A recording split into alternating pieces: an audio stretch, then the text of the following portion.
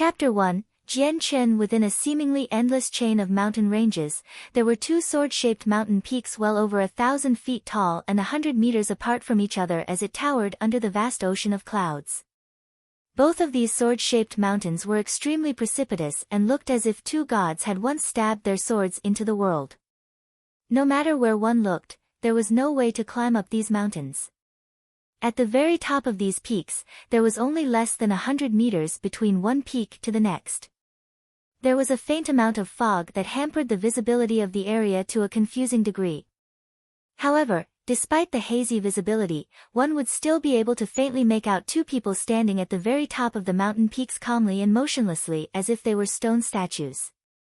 Only their clothes and wind had fluttered with the fierce gale of wind that blew across the sky.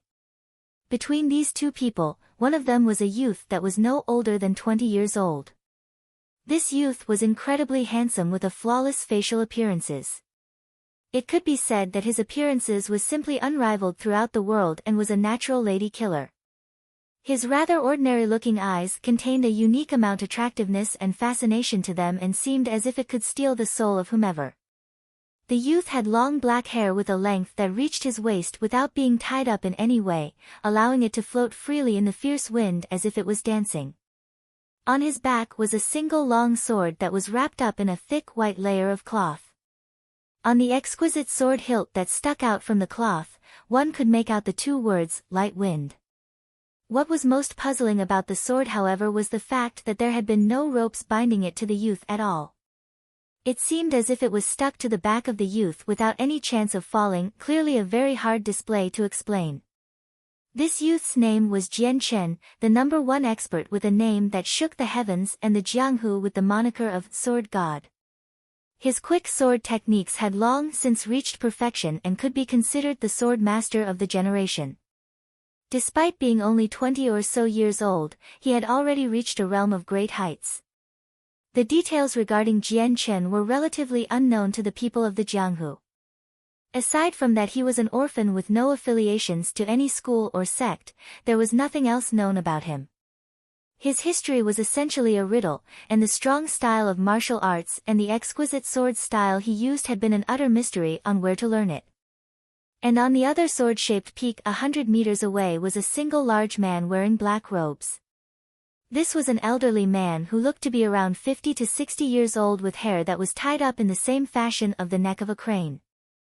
Both of his elderly eyes lit up with a lively spirit that seemed to shine with a light that lit up the entire area. His gaze had been like a sharp sword that would make anyone unwilling to look straight at him. In his hand was a black and thick long sword. But what was most surprising was that this giant sword had no edge to it. This elderly man was the legendary figure that had disappeared from the Jianghu over 100 years ago, Dugu Qiubai. But that was only a nickname of his since no one had any idea on what his true name or identity was. The reason for this was because over 100 years ago, he had defeated every single, unparalleled, super experts. Nowadays, the amount of people that knew anything about Dugu Qiubai and were still alive were far and few. But even now, the splendid light he had cast in his former days had been passed on from generation to generation. 100 years later, his strength was surely much stronger than before, meaning that there was no one that knew just how strong Dugu Qiubai had become. Silently, Dugu Qiubai stared at the 20 or so years old Jian Chen from 100 meters away. His eyes were extremely terrifying and seemed to contain a sharp sword-like glare that seemed as if it could freeze someone at times. Jian Chen, despite being so young, you have a strength that is no weaker than mine. Your achievements in the way of the sword is something that even I can only hope to attain.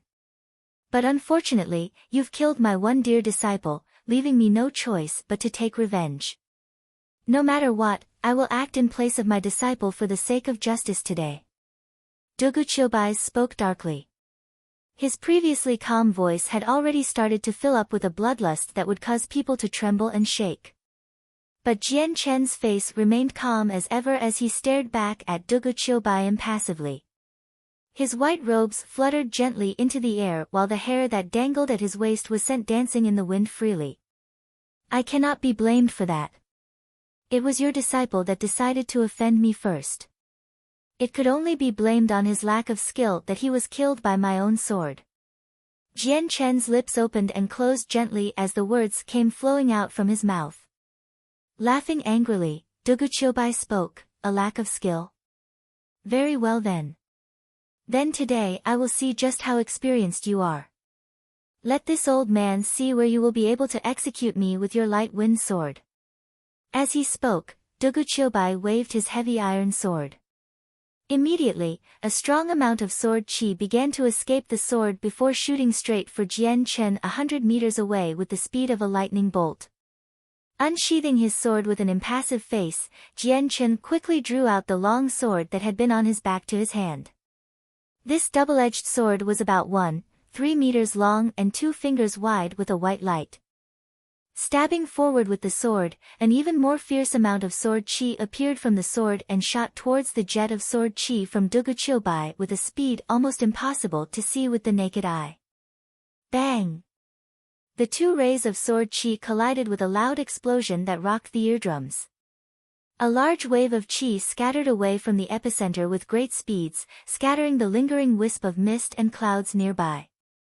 Straight away, Jian Chen and Dugu Qiubai flew straight for each other, leaving the twin peaks they had initially been standing on. As they reached the midway point of the two peaks, they began to engage each in a fierce battle midair. The two men had strikes that were impeccably fast, and the sounds made from their weapons striking against each other had been an endless stream of metallic rings.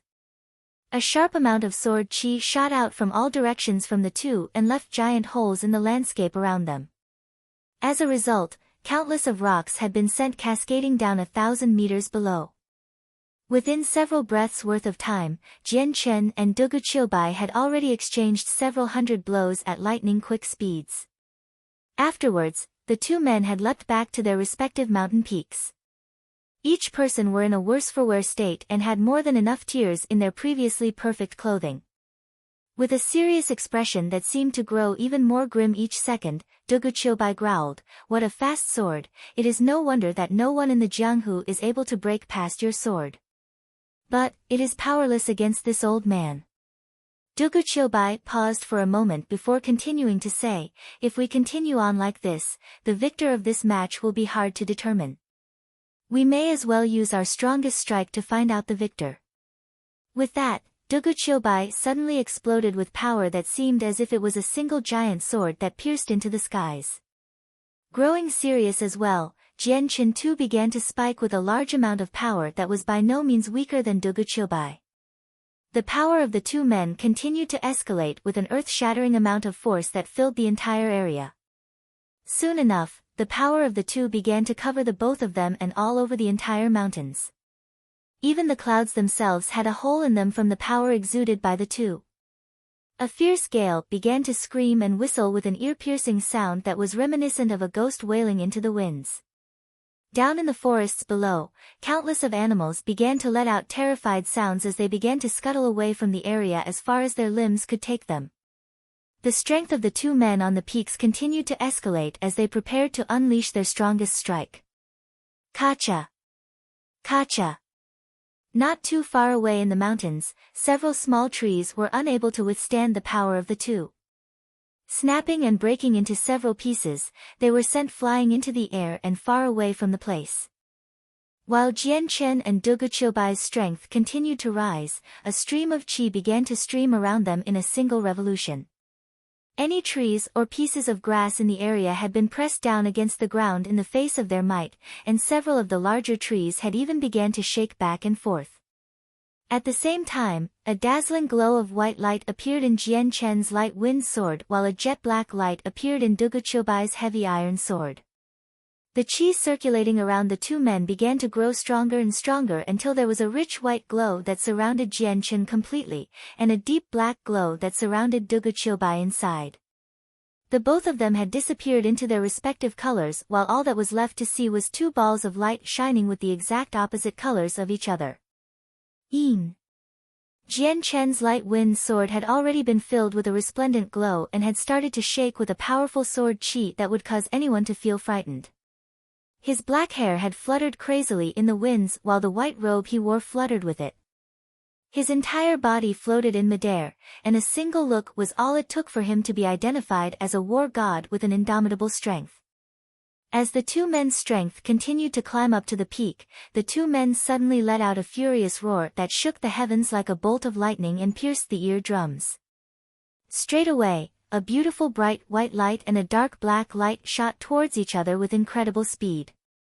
In the instant where the two would collide against each other, there had been no sound as one would expect. When everything had calmed down, one could see that Jian Chen and Dugu Qiubai had changed spots. Each one were now on the other mountain peak away from each other with an equally pale face. A steady stream of blood could be seen flowing from Jian Chen's chest, staining his pure white robes instantly.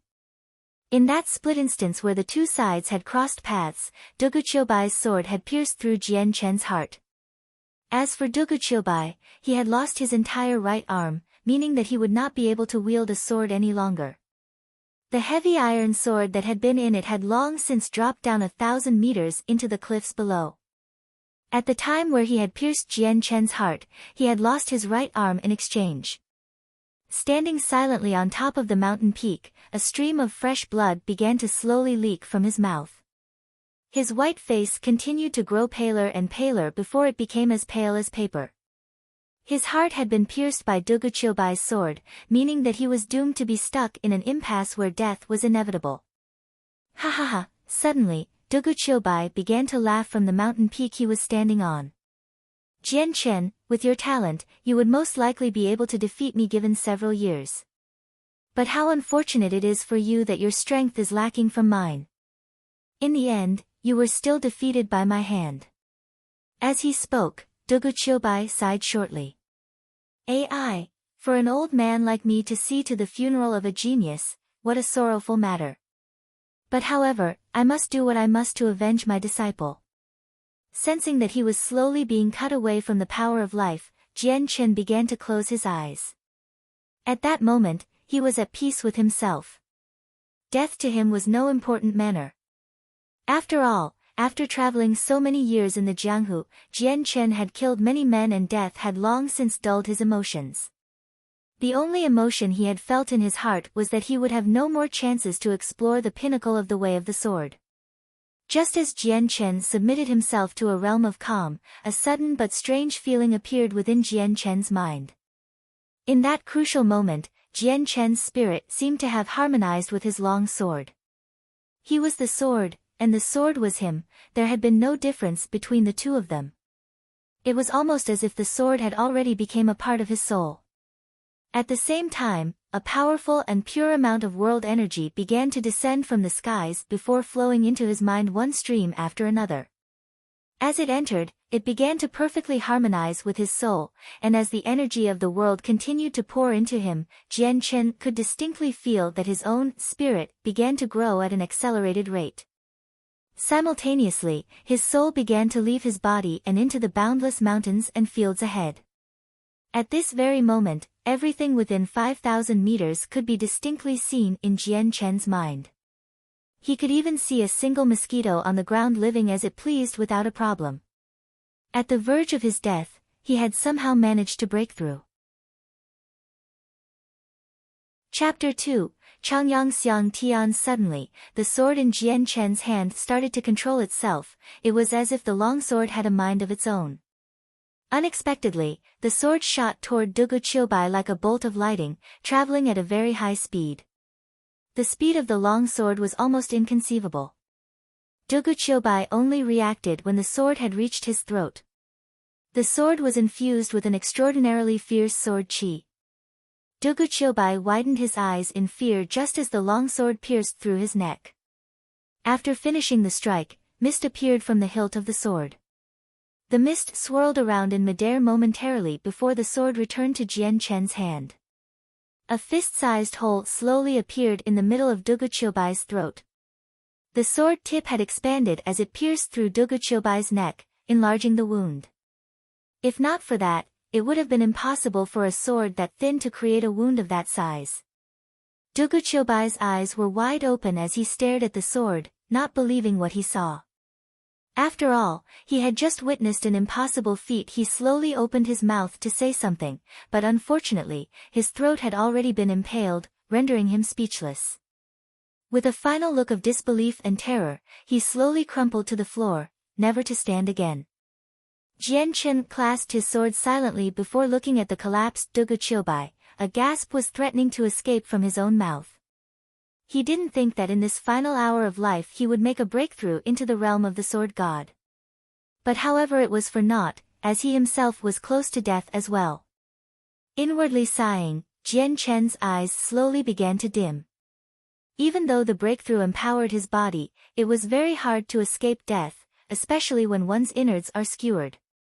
Soon after, Jian Chen followed Dugu Qiubai's footsteps into the afterlife, his body falling to the ground, proceeding into the abyss. After Jian Chen had fallen, the area in which he and Dugu Qiubai had fallen started to shake. So much so, that the two sword-like mountain peaks emitted a loud sound that shook the heavens and split the two mountains in half. Countless boulders and stones tumbled down the mountainside, creating an avalanche in all directions. The sky turned purple and green, and the heavens and earth were illuminated.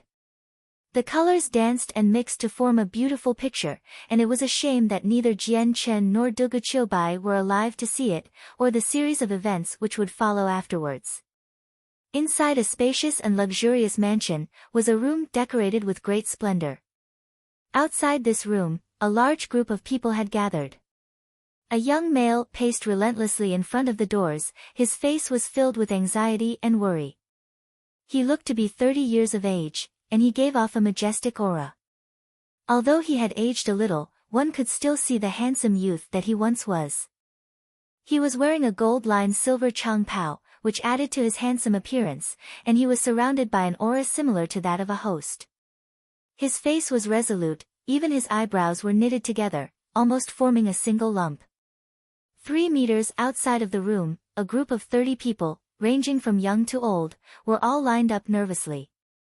The elders of the group looked to be 60 to 70 years old already, with white hair all over their wrinkled faces. However, despite their age, their eyes could still make people shiver and quake in fear from the godly lights that flickered within. Judging by the glow from their eyes, the amount of fear they could inflict on others was so much that people wouldn't take them to be frail old men at all, but rather robust and healthy middle-aged men with the strengths of a tiger and dragon combined. The rest of the men were all around 30 to 40 years old, with imposing auras and eyes that revealed nothing. It was obvious with only one glance that this was not a group of normal people. And within the room in front of them, the sounds of a woman crying in pain could be heard. "Madam, keep on pushing, the baby is almost out." "I repeat, the baby is almost out," an elderly but impatient voice could be heard through the pain-filled echoes. Those who could hear the voice could tell the owner of the voice was an elderly woman. Outside the room, the middle-aged man who was anxiously pacing about, abruptly froze in place and spoke with a sense of urgency. "AI. This has been going on for an entire day and night already. How has Yunner not given birth? If this drags on for any longer, I'm afraid even Yunner will face an unfavorable situation." Even the man's voice was filled with never-ending anxiety. "My lord, please don't worry too much. Madam Yunner will definitely be fine. You forget that Madam Yunner is a bright saint master." A white-haired elder spoke with a tone of confidence, but even his face could not hide the look of worry on it. "AI." The lord clad in a white chang pao began to sigh again repeatedly. The worry and anxiety on his face did not decrease even the slightest amount. Eventually, after the men outside had waited for 2 more hours, an excited voice came from within the room. My lord, Madam Yunner has given birth. She has given birth and is safe. And so is the boy." The amount of emotion in the voice was stirring up excitement throughout the house. Upon hearing that, the middle-aged man that was waiting anxiously became slack-jawed. The wariness in his face had been completely wiped out and replaced with an expression of joy and emotions. He was so emotionally moved that he couldn't find the right words to say, and blew open the doors so quickly that it was as if they didn't exist in the first place. His speed was almost inconceivable. No ordinary man could possess enough strength to pull off the same amount of speed he had just displayed. The middle-aged man immediately flashed over to the bedside and sat down beside it. His face was full of concern as he looked at the woman who was reclining on top of it. "Yunner, how are you feeling? You have to be all right." Despite his excitement, his voice was gentle and was brimming with concern. On top of the bed was a woman who was in the peak of her 20s. Her appearance was so beautiful, it could cause an entire state to fight and collapse upon itself for her hand. Her exhausted and pale face was drenched in sweat, but still managed to retain a divine look. The female looked up with a tired expression at the man by her side and smiled. "My dear husband, I am fine. Please just allow me to see my baby." "Oh. Yes. Right away. As long as Yunner is fine." The man started to smile with joy, but he turned around and looked at the bundled-up child in the midwife's arms. Right as he was about to speak, the eyebrows on the midwife knitted together and stared with rapt attention at the infant she was holding. Her arms continued to rock the bundle as she muttered, "Cry baby, go on and cry. What child are you that you do not cry? How odd, I have delivered many babies, and although the numbers have not reached over 1,000 babies, I have helped given birth to over 900. However, this is the first time I have seen a freshly delivered baby that does not cry." But at the same time she spoke, the men who were outside all piled into the room. Each one of them had a smile on their faces. One after another each person began to congratulate the woman on the bed. The middle-aged man was still smiling greatly and spoke to the woman, "Yunner, you should rest up first. I'll bring the child over in a second." The man then got up and walked towards the midwife. "What's wrong? Could it be there's some sort of problem with the child?" His voice had dropped down slightly. Sometimes, some children would be born with diseases. This occurrence wasn't uncommon, and would actually happen often. He was already afraid that his newly born child had some sort of problem. Hearing his question, the midwife's face went sour as she looked at him, and said respectfully, "My lord, the young lord has no problems that I am aware of, but according to my 10 years of experience, every newborn child will start to cry. But this young lord is different. Look here, ever since his birth, he hasn't uttered even a single peep of sound. This is an extremely strange situation." The man's forehead creased in thought as he looked at the bundled infant. The infant's eyes were bright and showed no impurities within them as it looked all over the place. One moment he would look over here, and the next moment he would look over there. He was very cute in this way, and just by looking at him you would think there were no problems with him. However, the man didn't notice that the infant's bright eyes didn't have a single impurity in the vast abyss of his pupils. In fact, it had seemed like his eyes held a profoundness that shook the man's inner self, though he himself didn't believe it. Then as he put his hand on top of the infant, he saw a fine layer of yellow light suddenly float around his palm. Seeing the middle-aged man's movement, the midwife's face became uneasy. She was only a small midwife, one of society's lowest class, but even she was afraid if there was a problem with the child. If there was one, then the man would blame her, and she would not be able to recover from it. Despite the fact that this situation was not related to her in any way, she wouldn't have the power to say otherwise. The man quickly took his hand back, his own heart was finally at ease. A smile returned to his face once more as he laughed. "The child is safe and sound, I can't find even a single problem." He took the bundle from the midwife with another laugh. Upon hearing this, the midwife let out a breath of air in relief. With her heart rate slowly going back to normal, even she started to laugh in excitement. "What the Lord says is correct, perhaps this is a representation of the young Lord's future. He will surely become a strong and unique individual as he grows." As he listened to the midwife, knowing that this was an extraordinarily vague thing to say, he still couldn't help but laugh. Yes, I can only hope so. "Someone come here. Let us reward Mother Hong with 100 gold coins." The midwife's face grew joyously and immediately said with emotion, "I give the Lord many thanks, many thanks indeed." The father brought the infant to his mother on the bed and smiled. "Yunner, look. This is our child, look how cute he is. Yunner held on to the child tenderly and gave him a kiss on the forehead and spoke happily, Dear husband, since our child is a boy, then as per our agreement beforehand, we shall call him Changyang Xiang Tian. Laughing, the husband said, Not bad, I hereby officially declare that this child's name will be Changyang Xiang Tian. Come all. I invite all of my guests here today, tomorrow there will be a feast in my son's honor. We shall celebrate greatly. In a flash, a year had already passed. In front of a small lake, the figure of a child that wasn't even 1 meter tall stood about with a blank expression. Both of his eyes were staring attentively at the rock garden in the middle of the lake. The little boy was wearing a gorgeous set of clothes, but the expression on his face was unusually complex in a way that was strange to see on a 1-year-old boy. To be precise, this boy was Changyang Xiang Tian. And in this moment inside of his mind, a hair-raising scene was constantly playing. Just as if watching a movie reel, all he could see were pictures of mountain ranges that looked like 2 giant swords. Another image of a handsome young man of 20 years old with a sword came to his mind, along with the 100-year-old battle-hardened figure of Dugu Qiubai. Finally, at the time of his immediate death, he remembered the breakthrough he had experienced that had allowed him to reach into the realm of the sword god. After that, he remembered stabbing Dugu Qiubai through the neck, ending in their mutual destruction. Chapter 3, Refining the Body. Xiang Tian looked at his tiny body and gasped.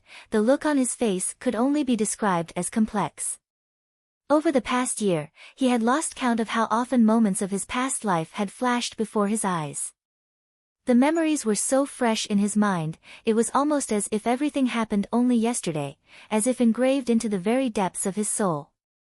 No matter what he did, he couldn't forget the memories, but he understood now, he was called Jian Chen in his past life. After his death, he had carried with him the mysteries of his memory and soul, and had been reincarnated. He retained all of his memories even after his reincarnation, so even after being born, he already knew how to talk. And according to the conversations from the people at his bedside, he had a rough idea of what type of household he was in. More importantly, he had learned that he was no longer in the same world as before. This was a new world that Jian Chen had never heard of. Even the mansion Jian Chen lived in had a name, Changyang Mansion. The mansion belonged to one of Luo'er City's top 4 families, each had a foothold of power and influence. His own father was actually the leader of the Changyang clan named Changyang Ba. His mother was named by Yuntian and was the 4th concubine for the clan leader. Although she wasn't the primary wife, she still had a considerable amount of power in the family because she held the title of a Radiant Saint Master. Even though Jian Chen didn't understand what a Radiant Saint Master was, he did understand that it was because his mother was a Radiant Saint Master that her status was high in the clan, and there were many that respected her. In regards to Jian Chen himself, he was the Changyang clan's 4th young lord, and had a majestic status within the clan. Jian Chen also had 2 elder brothers and an elder sister. The first brother was Changyang Hu, the sister was Changyang Mingyue, and the second brother was Changyang Ku. The 4 of them shared the same father, but each had a different mother. Excluding Changyang Hu, Changyang Mingyue and Changyang Ku had met with him multiple times and were both only a few years older than him. The eldest of the siblings was Changyang Mingyu, who was 4 years old, 3 years older than Jian Chen. Changyang Ku was 2 years older than him. Aside from them 4, however, there were still many other children in the family. At this time, an elderly housekeeper came up from behind Jian Chen and spoke softly, 4th young lord, it's getting late, and your mother is looking for you. Jian Chen was immediately jolted back to reality. Looking at the sky, he had come to the sudden realization that the sky was dimming, an indication of the impending night. Unconsciously, Jian Chen had been standing there for the whole afternoon. I understand, Chang Bai. I will go back in a second. Chang Bai was the housekeeper for the Changyang clan and essentially took care of every single matter within the family. Because of this, his status within the clan was fairly high.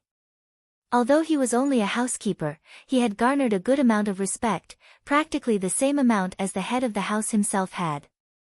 A smile adorned Chang Bai's face as he watched Jian Chen with high expectations. Even when Jian Chen was only half a year old, he hadn't needed the help of others to walk, and quickly learned how to speak within 8 months. Not only could he speak clearly, but he could even communicate with others. With these 2 achievements alone, Jian Chen had already been called a genius, and many were eagerly awaiting to see how he would grow up. At night, Jian Chen accompanied his mother, Bai Yuntian, to eat dinner in the dining hall. The dining hall they both sat in was special. Only the head of the house, his concubines, and his children could eat there. When Bai Yuntian and Jian Chen arrived at the dining hall, 3 beauties were already sitting at the circular dinner table.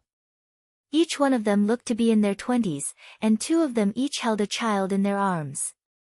One of the children was a boy, and the other was a girl. The boy was around 3 to 4 years old, and was healthy but chubby. He was the 3rd son and young lord of Changyang Ba, Changyang Ku. The moment Changyang Ku saw Jian Chen, hostility and hatred swelled up in his eyes. It was clear to see that he was brimming with the intent to start something, and one could tell that he held a bias against Jian Chen. The 4 ladies could all sense the hostility radiating from Changyang Ku towards Jian Chen, but none of them spared a second thought about it. In their minds, this was merely a small matter between children, and definitely not something that would be of great matter. The other child was a 4 to 5-year-old girl with 2 ponytails. Her bright eyes looked at the still hostile Changyang Ku and laughed. With her 2 dimples that appeared with each laugh, she looked exceptionally cute. Although she was underage now, it was certain that after she grew older, she would have beauty that could rival the gods. This child was the second born of Changyang Ba, as well as the sole female child, Changyang Mingyue. 4th brother, you're here. Come and sit. Upon seeing Jian Chen, the smile on her face had become even more splendid, as she waved him over. Jian Chen nodded towards Changyang Mingyue as a greeting, and sat down with his mother at the dinner table. Bai Yuntian began to pamper Jian Chen, softly saying, Xianger, say hello to your aunts and siblings. Without any other choice, Jian Chen looked at the pampered ladies, hello eldest aunt, second aunt, third aunt, second sister, and third brother. Ever since his mother had discovered that he could speak efficiently, she had been ecstatically teaching him the basic rules of etiquette. With Jian Chen's go with the flow mindset, he didn't object to her teachings. It would prove beneficial to him in the long run as well in this new world. When he had first arrived in this strange new place, he had struggled intensely with this new body. Since he was reincarnated with his old memories, he still felt like Jian Chen. Deep within his soul, he did not think this new life was his, but as time went on, he gradually accepted his new body and life. No matter what though, Bai Yuntian was still his mother. Although it was a mystery on how he managed to retain his memories, they had been from a place on another world. It had no relationship to this new world, so Jian Chen had decided to hide away the memories in the deepest part of his mind. It was time to accept his new life and give it everything he had. The 3 ladies all smiled at Jian Chen. One of the ladies wearing golden robes laughed, Sister Yunair, it would appear that Xiang Tian is getting more and more intelligent. AI, it's getting harder and harder to only see him as a 1-year-old child. I truly am envious of you for having such an intelligent child. The lady who spoke was the second wife of Changyang Ba and mother to Changyang Mingyue, Bai Yushuang. That's right, younger sister Yunair, what second sister said is correct. Each and every day, I grow even more fond of Xiang Tian. Sitting next to Jian Chen with a tranquil look was another one of the 4 ladies. She was the 3rd wife, Yu Fengyan. Xiang Tian is certainly a child genius. To be able to walk at 6 months and speak at 8, these are feats that no other child his age would be able to replicate. I find myself anxious to see how much saint energy he has when he undergoes the test in 2 years, though I do sincerely hope that he will give us all a pleasant surprise when the time comes. The next lady who spoke was significantly older, and seemed much more temperamental than the others. She was the first wife, Ling Long. The moment Ling Long finished her sentence, a deep manly voice spoke out, I agree. I look forward to when Xiang Tian reaches his 3rd year for this pleasant surprise as well. A 30-year-old man entered the dining hall, carrying himself with the manner of a master. With a white chang pao decorated with golden outlines, and a head of black hair that reached his shoulders, the man gave off a relaxed atmosphere. Husband. Father.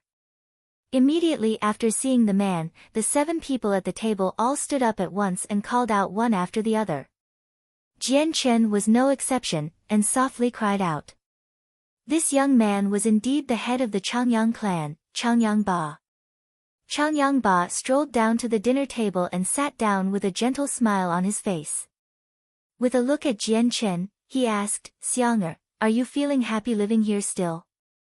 Jian Chen nodded his head, yes. A smile curled up on Changyang Ba's face. Xianger, if you ever feel closed in this stuffy old house, feel free to explore the outside and experience it for yourself. I know, father. Jian Chen replied. Changyang Ba was indescribably happy at how intelligent Jian Chen was and how much he differed from any other 1-year-old. The family dinner went by joyously and the meal was consumed quickly. Afterwards, Jian Chen returned to his room alone. Based on his age, he should have been sleeping in the same room as his mother, but he had requested that he wanted his own room. Regarding this request, Jian Chen had been firm, and wouldn't be persuaded otherwise. Bai Yuntian had ended up accepting his request. And so that night, Jian Chen sat cross-legged on his bed, with both of his hands on his knees. The palms of his hands were facing upwards, as was his face, as he silently went through the motions of practicing the first principle of Azulate Sword Law. Azulate Sword Law, this was what Jian Chen had been studying for 20 years in his previous world and had become the strongest weapon in his arsenal. It was a type of cultivation that was both rare and formidable, it had principles that were profound and also contained many strong techniques. The Azulate Sword Law was something that Jian Chen had stumbled upon when he was a child. He had accidentally fallen off of a cliff while playing in the mountains, and somehow managed to survive the fall by landing in a pool of water. When he had awoken, he had found himself trapped in a cavern with fish as his only source of food. After finding the manual, he had dedicated himself to learning it, and finally succeeded after 10 years. With his breakthrough, he was able to jump out of the cavern and return to the lands above. Jian Chen was a war orphan who had been taken in by his great-grandfather and grandmother. 10 years had passed while he was trapped in the cave, so when he had returned to the village, his great-grandparents had already passed away from old age a long time ago. After paying his respects to them, the now alone Jian Chen left his little mountainside village to travel the world by himself. Jian Chen had accepted what life had given him in his past life, and he had accepted this new life as well. With this acceptance, he had started cultivating and refining his body for half a year, ready to regain his strength. Chapter 3, Refining the Body. Xiang Tian looked at his tiny body and gasped. The look on his face could only be described as complex. Over the past year, he had lost count of how often moments of his past life had flashed before his eyes. The memories were so fresh in his mind, it was almost as if everything happened only yesterday, as if engraved into the very depths of his soul. No matter what he did, he couldn't forget the memories, but he understood now, he was called Jian Chen in his past life. After his death, he had carried with him the mysteries of his memory and soul, and had been reincarnated. He retained all of his memories even after his reincarnation, so even after being born, he already knew how to talk. And according to the conversations from the people at his bedside, he had a rough idea of what type of household he was in. More importantly, he had learned that he was no longer in the same world as before. This was a new world that Jian Chen had never heard of. Even the mansion Jian Chen lived in had a name, Changyang Mansion. The mansion belonged to one of Luo'er City's top 4 families, each had a foothold of power and influence. His own father was actually the leader of the Changyang clan named Changyang Ba. His mother was named Bai Yuntian and was the 4th concubine for the clan leader. Although she wasn't the primary wife, she still had a considerable amount of power in the family because she held the title of a radiant saint master. Even though Jian Chen didn't understand what a Radiant Saint Master was, he did understand that it was because his mother was a Radiant Saint Master that her status was high in the clan, and there were many that respected her. In regards to Jian Chen himself, he was the Changyang clan's fourth young lord, and had a majestic status within the clan. Jian Chen also had two elder brothers and an elder sister. The first brother was Changyang Hu, the sister was Changyang Mingyue, and the second brother was Changyang Ku. The four of them shared the same father, but each had a different mother. Excluding Changyang Hu, Changyang Mingyue and Changyang Ku had met with him multiple times and were both only a few years older than him. The eldest of the siblings was Changyang Mingyu, who was 4 years old, 3 years older than Jian Chen. Changyang Ku was 2 years older than him. Aside from them four, however, there were still many other children in the family. At this time, an elderly housekeeper came up from behind Jian Chen and spoke softly, "Fourth young lord, it's getting late, and your mother is looking for you." Jian Chen was immediately jolted back to reality. Looking at the sky, he had come to the sudden realization that the sky was dimming, an indication of the impending night. Unconsciously, Jian Chen had been standing there for the whole afternoon. "I understand, Chang Bai. I will go back in a second." Chang Bai was the housekeeper for the Changyang clan and essentially took care of every single matter within the family. Because of this, his status within the clan was fairly high. Although he was only a housekeeper, he had garnered a good amount of respect, practically the same amount as the head of the house himself had. A smile adorned Chang Bai's face as he watched Jian Chen with high expectations. Even when Jian Chen was only half a year old, he hadn't needed the help of others to walk, and quickly learned how to speak within 8 months. Not only could he speak clearly, but he could even communicate with others.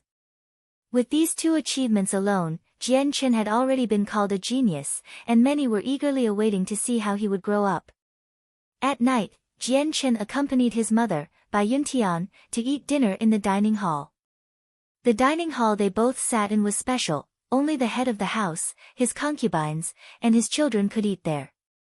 When Bai Yuntian and Jian Chen arrived at the dining hall, 3 beauties were already sitting at the circular dinner table. Each one of them looked to be in their 20s, and 2 of them each held a child in their arms. One of the children was a boy, and the other was a girl. The boy was around 3 to 4 years old, and was healthy but chubby. He was the 3rd son and young lord of Changyang Ba, Changyang Ku. The moment Changyang Ku saw Jian Chen, hostility and hatred swelled up in his eyes. It was clear to see that he was brimming with the intent to start something, and one could tell that he held a bias against Jian Chen. The 4 ladies could all sense the hostility radiating from Changyang Ku towards Jian Chen, but none of them spared a second thought about it. In their minds, this was merely a small matter between children, and definitely not something that would be of great matter. The other child was a 4 to 5-year-old girl with 2 ponytails. Her bright eyes looked at the still hostile Changyang Ku and laughed. With her 2 dimples that appeared with each laugh, she looked exceptionally cute. Although she was underage now, it was certain that after she grew older, she would have beauty that could rival the gods. This child was the second born of Changyang Ba, as well as the sole female child, Changyang Mingyue. "Fourth brother, you're here.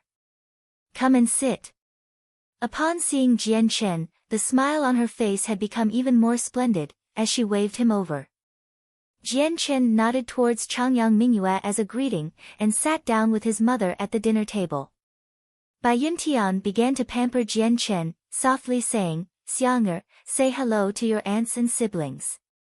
Without any other choice, Jian Chen looked at the pampered ladies. "Hello eldest aunt, second aunt, third aunt, second sister, and third brother." Ever since his mother had discovered that he could speak efficiently, she had been ecstatically teaching him the basic rules of etiquette. With Jian Chen's go-with-the-flow mindset, he didn't object to her teachings. It would prove beneficial to him in the long run as well in this new world. When he had first arrived in this strange new place, he had struggled intensely with this new body. Since he was reincarnated with his old memories, he still felt like Jian Chen. Deep within his soul, He did not think this new life was his, but as time went on, he gradually accepted his new body and life. No matter what though, Bai Yuntian was still his mother. Although it was a mystery on how he managed to retain his memories, they had been from a place on another world. It had no relationship to this new world, so Jian Chen had decided to hide away the memories in the deepest part of his mind. It was time to accept his new life and give it everything he had. The three ladies all smiled at Jian Chen. One of the ladies wearing golden robes laughed, "Sister Yunair, it would appear that Xiang Tian is getting more and more intelligent. AI, it's getting harder and harder to only see him as a 1-year-old child. I truly am envious of you for having such an intelligent child." The lady who spoke was the second wife of Changyang Ba and mother to Changyang Mingyue, Bai Yushuang. "That's right, younger sister Yunair, what second sister said is correct. Each and every day, I grow even more fond of Xiang Tian." Sitting next to Jian Chen with a tranquil look was another one of the four ladies. She was the third wife, Yu Fengyan. "Xiang Tian is certainly a child genius. To be able to walk at 6 months and speak at 8, these are feats that no other child his age would be able to replicate. I find myself anxious to see how much saint energy he has when he undergoes the test in 2 years, though I do sincerely hope that he will give us all a pleasant surprise when the time comes." The next lady who spoke was significantly older, and seemed much more temperamental than the others.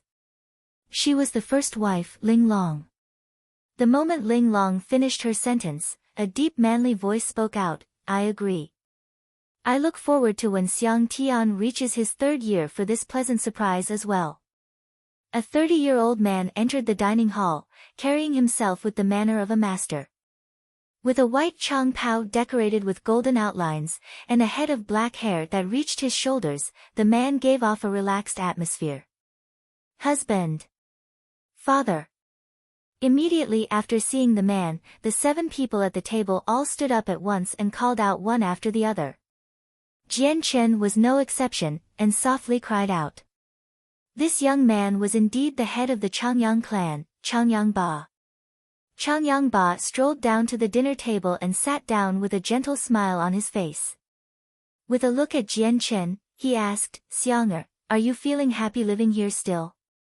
Jian Chen nodded his head, "Yes." A smile curled up on Changyang Ba's face. "Xianger, if you ever feel closed in this stuffy old house, feel free to explore the outside and experience it for yourself." "I know, father," Jian Chen replied. Changyang Ba was indescribably happy at how intelligent Jian Chen was and how much he differed from any other 1-year-old. The family dinner went by joyously and the meal was consumed quickly. Afterwards, Jian Chen returned to his room alone. Based on his age, he should have been sleeping in the same room as his mother, but he had requested that he wanted his own room. Regarding this request, Jian Chen had been firm, and wouldn't be persuaded otherwise. Bai Yuntian had ended up accepting his request.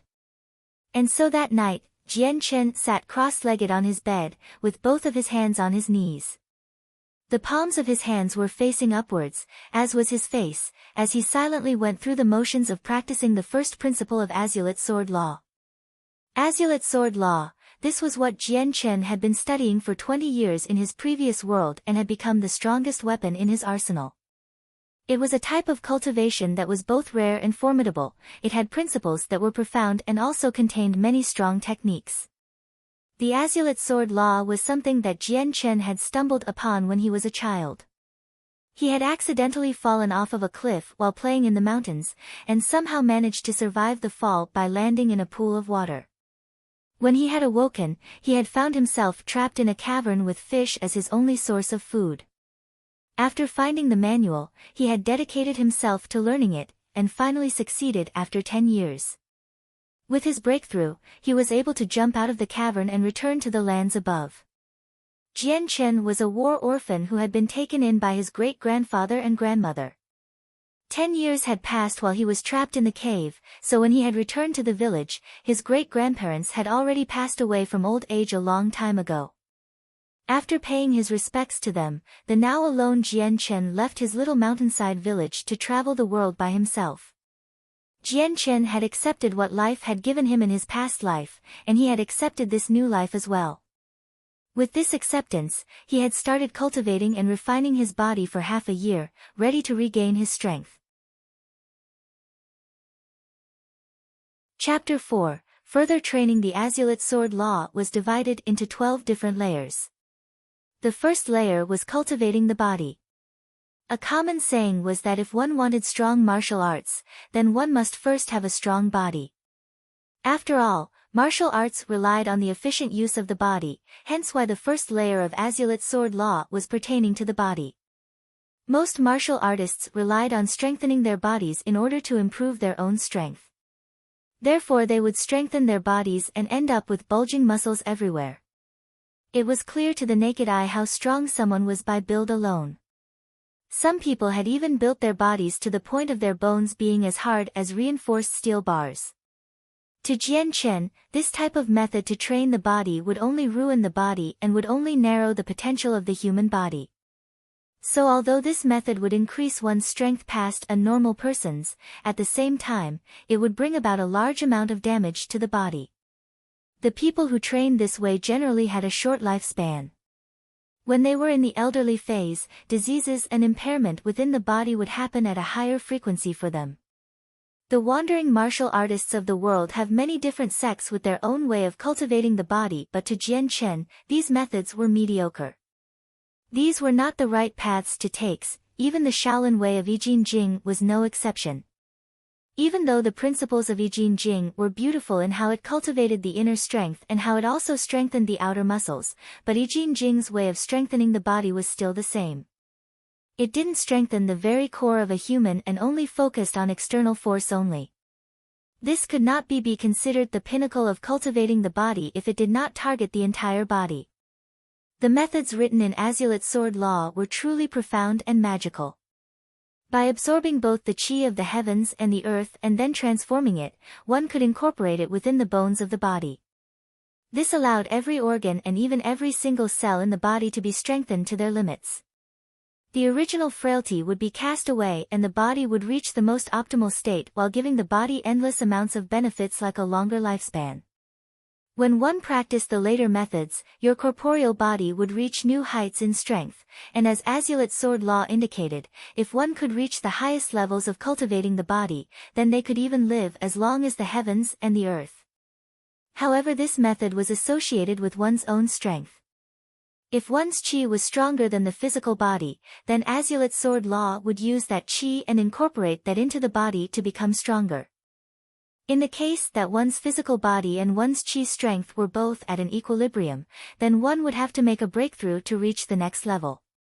Only with this cycle would one be able to continuously improve their entire body without limits. Jian Chen was slowly absorbing the world's qi in a never-ending stream and was circulating it in a cycle throughout his body.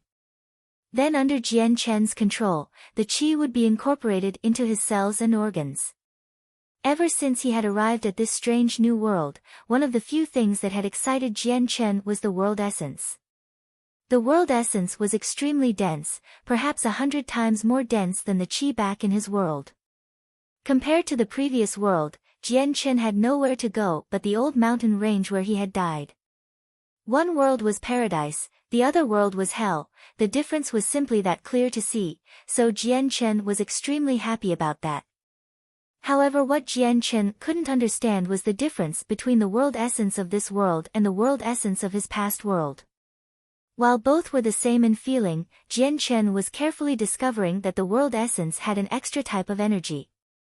This type of energy was a small part of the world essence and was interconnected as if blended together so that they could not be separated. When he had absorbed this new type of energy into his body, nothing negative happened. So because of that, Jian Chen had not tried to remove the clearly different energy from the world essence. However, Jian Chen was now curious in the matter. Thoughts and ideas were swirling around his head, but this new energy was not that simple to be figured out so easily. After the never-ending world essence had been absorbed into his body, Jian Chen could clearly feel every single artery and cell in his body become stronger. The world essence that was taken into his body was like a giant health tonic that made his body feel alive as it absorbed it. His body was like a giant thirsty tiger that wanted more and more. While at the same time, Jian Chen was feeling a pleasurable sensation from all over, and felt free from worry as the feeling carried him away. In a flash, another year had gone by. Jian Chen had been in this strange world for 2 whole years now. During those 2 years, Jian Chen didn't take a single step outside of the Changyang mansion. Every day during his free time, Jian Chen was alone in his room practicing the first principle of Azulite Sword Law, body cultivation. Perhaps it was because this world essence was 100 times denser than the world essence in his past world, but in 1 year Jian Chen had already reached major success in cultivating his body. At the current moment, without a doubt, if an average person swung an average sword at him, then his body would not be scratched at all. He had trained his body so much that even a single cut would not be made. Of course, this was only what Jian Chen had thought of himself. He wouldn't dare try it out on himself personally. In this past year, Jian Chen's body was developing at such a fast rate, it was inconceivable. In a single year, he had already reached a height of 1.2 meters, an abnormal height for a 2-year-old. This height had actually made him look to be closer to 5 or 6 years old instead. Because of this, everyone in the Changyang mansion had been alarmed beyond belief, although many of them still had vast expectations for him. Expectations hoping that he would be a genius with unlimited potential, but everyone would have to wait for when he turned 3 in order to confirm anything. Regarding this expectation put on him, Jian Chen couldn't help but feel helpless. He didn't understand that the reason why his body had grown so fast was due to practicing Azulite Sword Law, because back in his previous world, he did not have Azulite Sword Law by his age. Although he still accompanied his mother by Yuntian to the dining hall, but as usual he had still shut himself off in his room every night. Sitting on the bed with crossed legs and his hands on his knees, he would close his eyes and face the sky once more. But this time, Jian Chen wasn't cultivating his body, but instead he was pondering. It had been 2 years since he arrived at this world, and in those 2 years, he had never seen the outside world from beyond Changyang Mansion. He spent the majority of his days locked up to cultivate his body. Up until now, he still did not understand much about this world. Outside of Changyang Mansion, he practically knew nothing about this world, even what the outside world looked like. He understood in his heart that in everyone else's eyes, he was a 2-year-old boy. A 2-year-old boy would generally be happily cherished by his parents while growing up carefreely. Jian Chen, however, would not be in that situation at all. As he was thinking on his bed, Jian Chen finally decided that tomorrow morning, he would ask his parents. It was important for him to know and understand what the outside world was like in this world. After thinking it out, Jian Chen slowly opened his eyes and got off the bed. Tonight, he would not be cultivating his body on top of his bed as usual, but instead he would stand in the central point of his room with his eyes closed.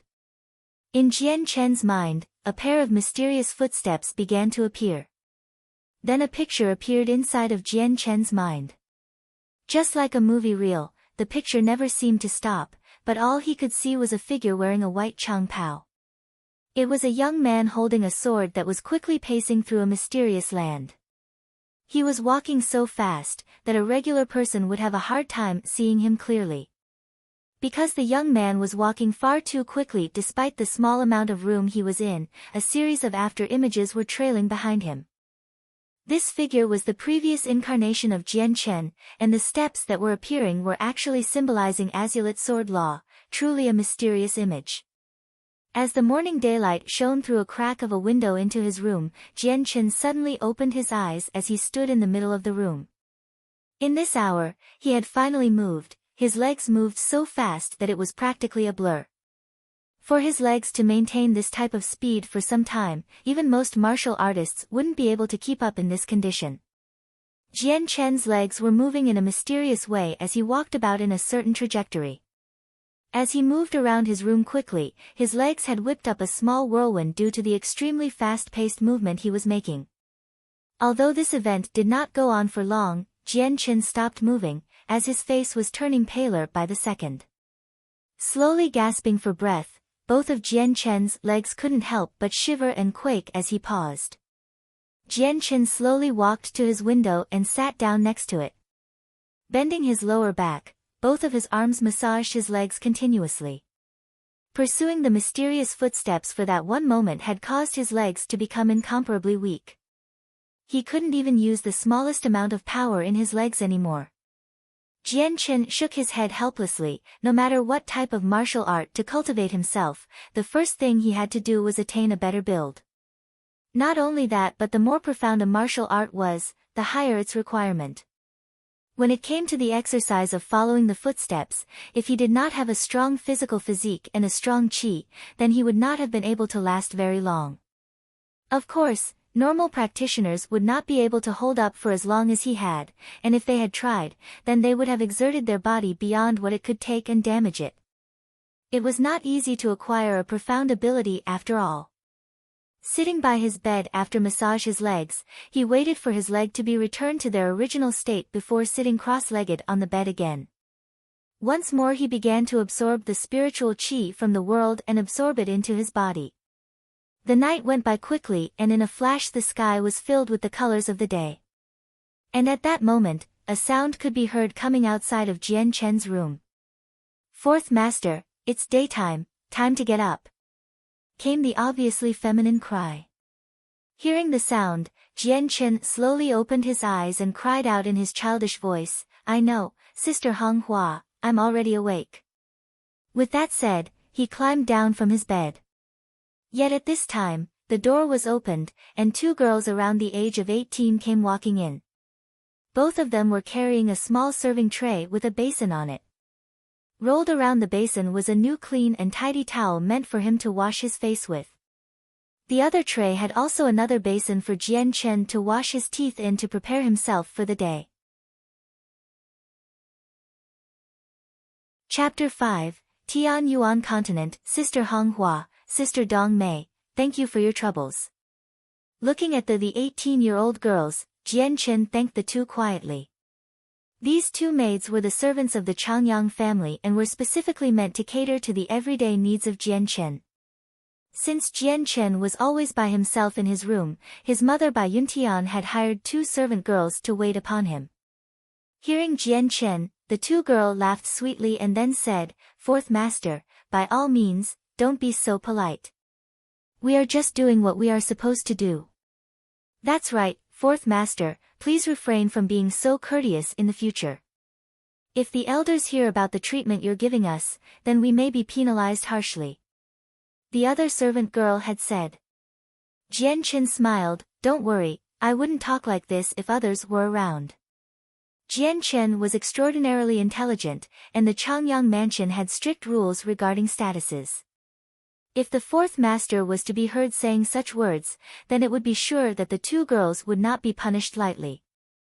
After washing his face, Jian Chen departed from his room and walked toward his mother's room as usual.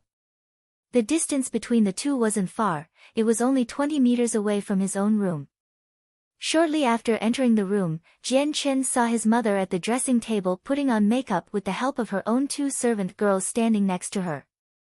"Xiang'er, you're here earlier than usual today." With a glance at Jian Chen, a gentle smile full of love and adoration could be seen. Seeing that expression of love on her face, Jian Chen's own heart became soft. In his previous world, Jian Chen had lost both parents when he was small and thus had never known about motherly love, or even experienced it. But when he had came to this world, he had clearly felt the power of this motherly love. And so because of that, he had started to treasure this feeling of love slowly over time. Jian Chen walked up to the side of his mother and rubbed his stomach and said with an embarrassed laugh, "Your son is hungry." After the rigorous exercise from last night, he had been feeling the slight pangs of hunger. Bai Yuntian placed a gentle hand on top of Jian Chen's head and laughed, "Then in a moment mother will take you to the dining hall to eat." "Yeah." Jian Chen nodded his head, a look of satisfaction on his face. In his heart, he secretly enjoyed the loving concern his mother had shown him. Pausing for another second, Jian Chen opened his mouth again, "Mother." Bai Yuntian looked at Jian Chen warmly and said, "Xiang'er, if you have something you want to say, say it." Jian Chen hesitated for a second before recollecting his inner thoughts. Looking at his mother again, he said, "Mother, could you please tell your child what the outside world is like?" Hearing Jian Chen, Bai Yuntian was clearly shocked by his question. Opening her mouth, she asked, "Xiang'er, could it be you're interested in the outside world?" "Your son is only curious," he answered. Bai Yuntian laughed, "Xiang'er, the outside world is extremely vast and also extremely complicated. The matters of the outside world could not be made clear through words alone. If you want to learn about it, then it would be best if you went to the library and read a few books on it." Even as she voiced her answer, Bai Yuntian's face had looked a little bit helpless. "But Xiang'er, you still don't know how to read. Even if you go to the library, you wouldn't be able to read any of the words." "Mother, then why don't we bring some people to teach me how to read?" Jian Chen's voice contained some dissatisfaction. Giggling, Bai Yuntian said, "Xiang'er, you are only 2 years old. Your mother has never heard or seen a 2-year-old child learn how to read before. Even in the entire Tianyuan continent, this type of situation has never happened before. Generally speaking, the earliest any child has ever started to learn to read was when they were around 4 to 5 years old." Jian Chen understood instantly, "Mother, your son wants to learn to read. Could you please find some people to try and teach me still?"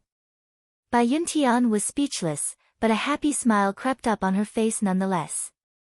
"Xiang'er, learning to read is an exhausting task as well as being extremely boring. You must understand that there are many different words in the continent. This isn't something that can be learned quickly. Are you sure you want to start learning now?" Jian Chen nodded his head in confirmation, "I am." Hearing Jian Chen's answer, Bai Yuntian's smile became even more splendid.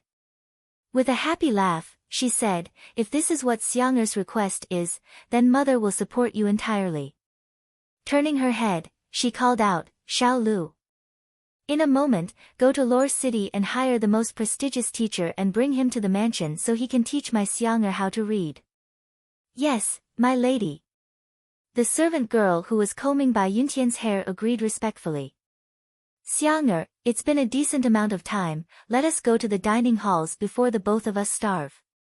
The day went by quickly, and when the second day came, the teacher Bai Yuntian had hired arrived at the mansion and began to teach him to read. And so from that moment on, Jian Chen would spend his daytime earnestly studying how to read. Since he retained some mental fortitude and knowledge from his memories of the past, learning the written language of this new world was not all that difficult.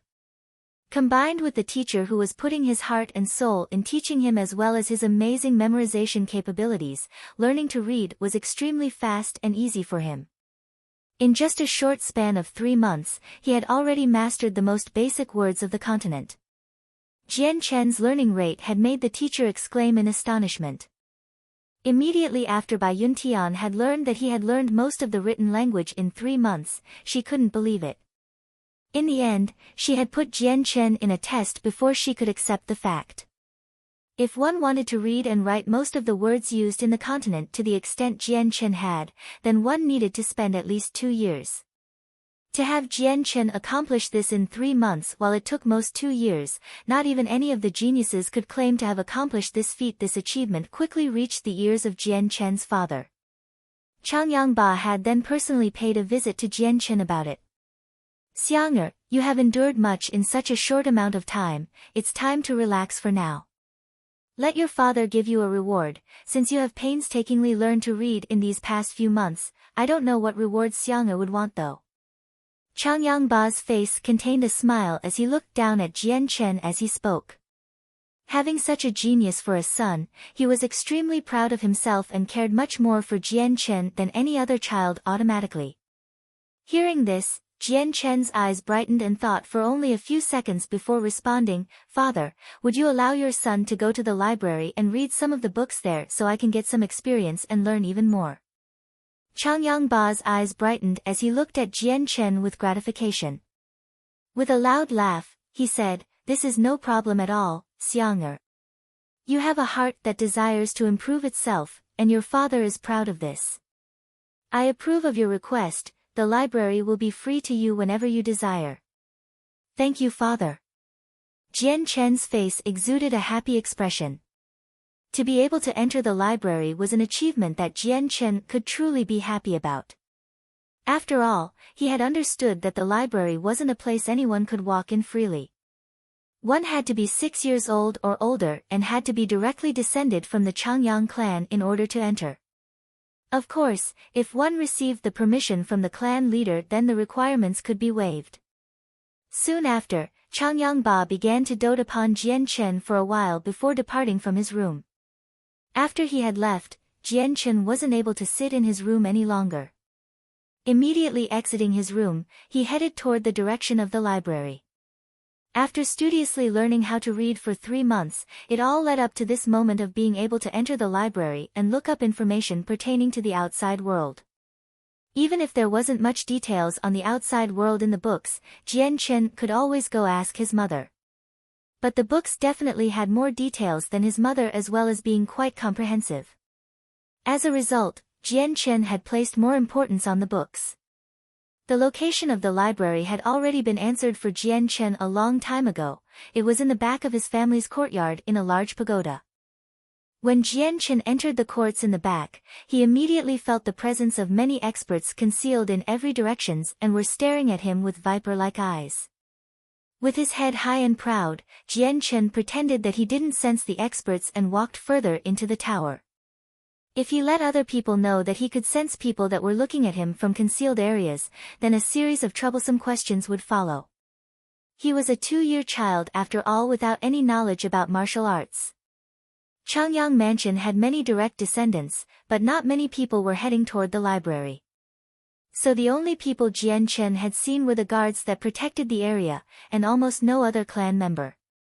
Jian Chen quickly reached the doors to the tower before stopping to lift his head up to see the extremely large board hung above the doors of the tower. The words, "Book Pavilion," were written in fancy writing, with 2 guards standing below it. When he looked at the 2 guards, he could tell these guards were definitely not lacking in strength. Waiting for the gates to open, Jian Chen then walked in directly without being obstructed by the 2 guards. They were almost like wood carvings that stood motionlessly on the side with their backs straight. Even when Jian Chen had appeared, the 2 did not even greet him.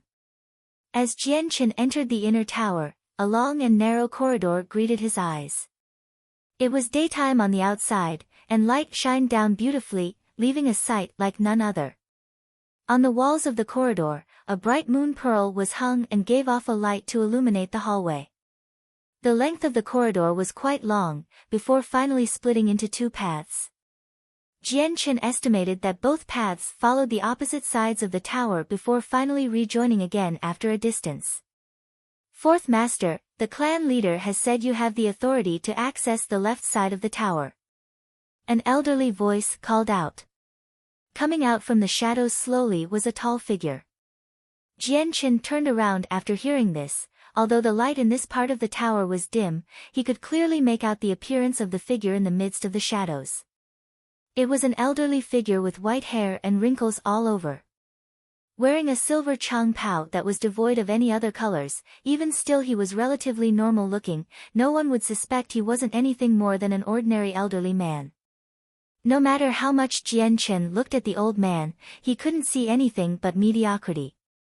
Although he still didn't dare underestimate the old man.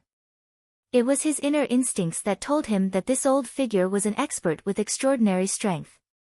The strongest man he had seen since he had entered this world was his father Changyang Ba, but it was impossible to measure his father to what Jian Chen was feeling from this old man. Chapter 6, Saint's Test. Although Jian Chen could see through his frail appearance and find the true strength of the old man, he remained motionless and did not reveal anything on his face.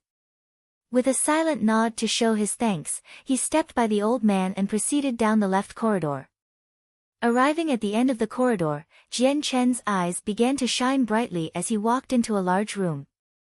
The light in this room was exceptionally bright, so much so that it was comparable to the light outside. Many neat and tidy bookshelves that contained thousands of books lined the walls of the library. Jian Chen slowly tilted his head to look at the ceiling. He knew that the reason why the light was so bright was due to the ceiling. He had no idea what material the ceiling was made from, but it was strangely emitting a strong glow. Although the light was somewhat intense, it was not to the point of irritating the eyes. Although the ceiling had piqued his interest, he wasn't willing to squander time by trying to figure it out. Walking up to a bookshelf, he finally grabbed a book and started flipping through it. The book had fairly clear descriptions written inside, despite it not being as thick as the others. It had taken Jian Chen 3 hours to completely read through the book. Because of this, he had finally gained some insights regarding this strange world. This continent was called the Tianyuan continent and was fairly big. There were numerous countries of various sizes and even more cities of all sizes. The biggest cities were known as the capitals, and each one stretched across countless miles, and each of these capitals were ruled by a city ruler. Each ruler was also in charge of several million up to 10 million guardian soldiers. However, within the entire Tianyuan continent, there were only 7 capitals, while 3 of the 7 were controlled by a single strong empire. Among the strongest empires were the Karl Empire and the Felicity Empire, who both controlled 2 capitals each. It was the Holy Empire that controlled the first 3 capitals. Under the capitals were the king cities, but the king cities were smaller than the capitals by a huge amount. Practically every kingdom had at the very least 1 king city, and each king city had 1 million guardian soldiers. Under the king cities were the first-class cities, which had 800,000 guardian soldiers. The second-class cities had 400,000 guardian soldiers each.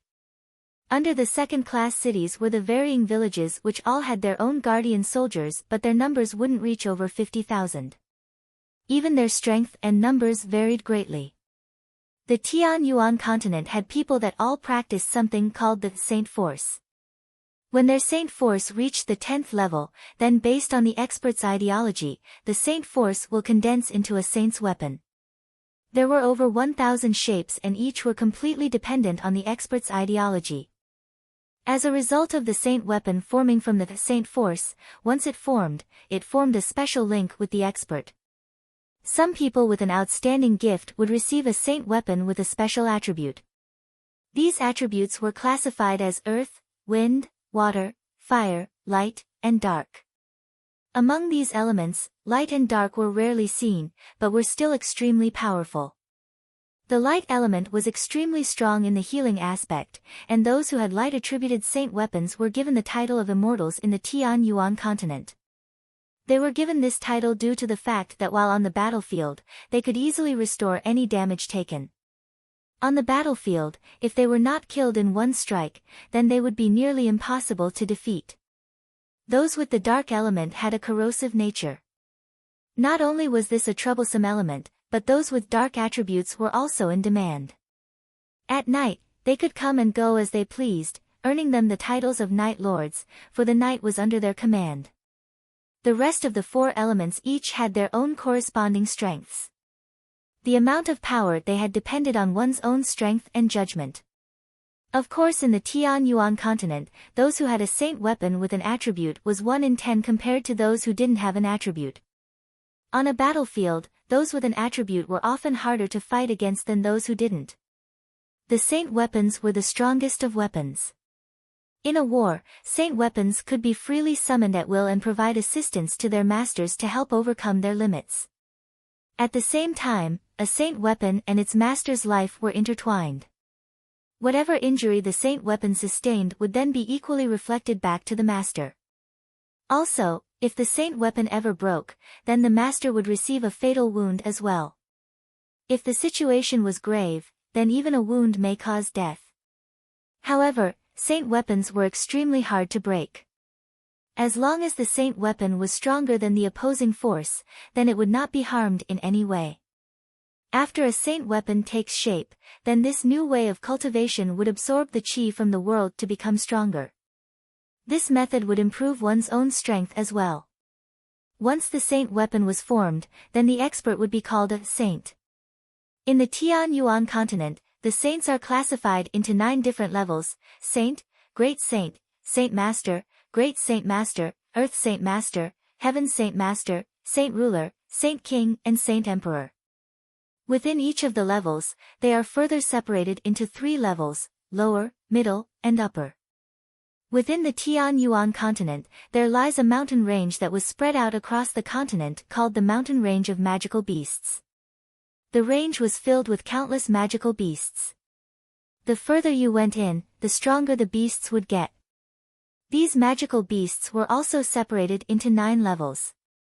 The Class 1 beasts were equivalent to a saint, while the Class 2 beasts was equivalent to a great saint. Continuing on with this, a Class 8 beast was on par with a Saint King, and finally, a Class 9 beast was equivalent to a Saint Emperor.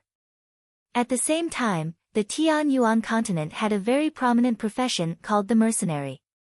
According to this book, the Tianyuan continent had many mercenaries. These mercenaries would accomplish a variety of tasks for money, although many mercenaries would enter the mountain range of magical beasts to hunt monsters and sell the monster cores for money. Although the dangers were big, the rewards were just as generous due to monster cores being highly valued in the continent. The higher grade a monster core was, the higher priced it was. There were some high-ranked monster cores that could not be bought with money alone. Monster cores were one of the most desired items in the continent. Inside the center of a monster core was a large amount of pure energy and could be absorbed by humans for a faster training speed. Absorbing the energy from a monster core was ultimately faster than trying to absorb the world essence into one's body. However, using the monster cores to increase the cultivation speed wasn't a method the general populace could do without having plenty of money. Other than a few odd things, Jian Chen was finally beginning to understand many things about this world. This world was exceptionally cruel and wars happened everywhere. The people of this world were more dangerous in comparison to his old world. If one wasn't strong enough, then they would find it hard to survive. Most of the people on the continent were practitioners as well, although the average practitioner would be of average strength. The average person wouldn't be able to cultivate their saint force to the 10th level and be able to condense it into a saint's weapon. If these people don't have the proper training and support, then they would remain at the lowest level, similar to a peasant in the mountains. After finishing the books, Jian Chen finally understood the new world to a better degree. Saint weapons, elements and attributes, magical beasts, monster cores and mercenaries, everything was a new experience to Jian Chen that gave his heart a thrill. He was looking forward to the new world and desperately wished to leave the Changyang mansion immediately. To be able to experience the outside world would be a refreshing change of pace. However, Jian Chen knew that he would not be able to fulfill his desires in the upcoming years. His parents would never allow a 3-year-old child to leave their home for the outside world. Even if he could leave his home, he would have no way of defending himself. After a long period of time, Jian Chen decided to put even more effort into his training. Aside from his daily meals, every day was spent training alone within his room. He still hadn't completed the basics of the cultivation stage of Azulite Sword Law, so the world essence he had been absorbing was distributed equally throughout his body, entering each cell and strengthening his body. It was only when his body could no longer be strengthened by the world essence would Jian Chen be able to break through to the second stage, where he would start the formal training of his true qi. Currently, Jian Chen still had the physique far beyond that of a normal person, however some regions of his body where qi previously gathered in his past world were still empty. In his previous world, Jian Chen had managed to finish the cultivation stage within a single year.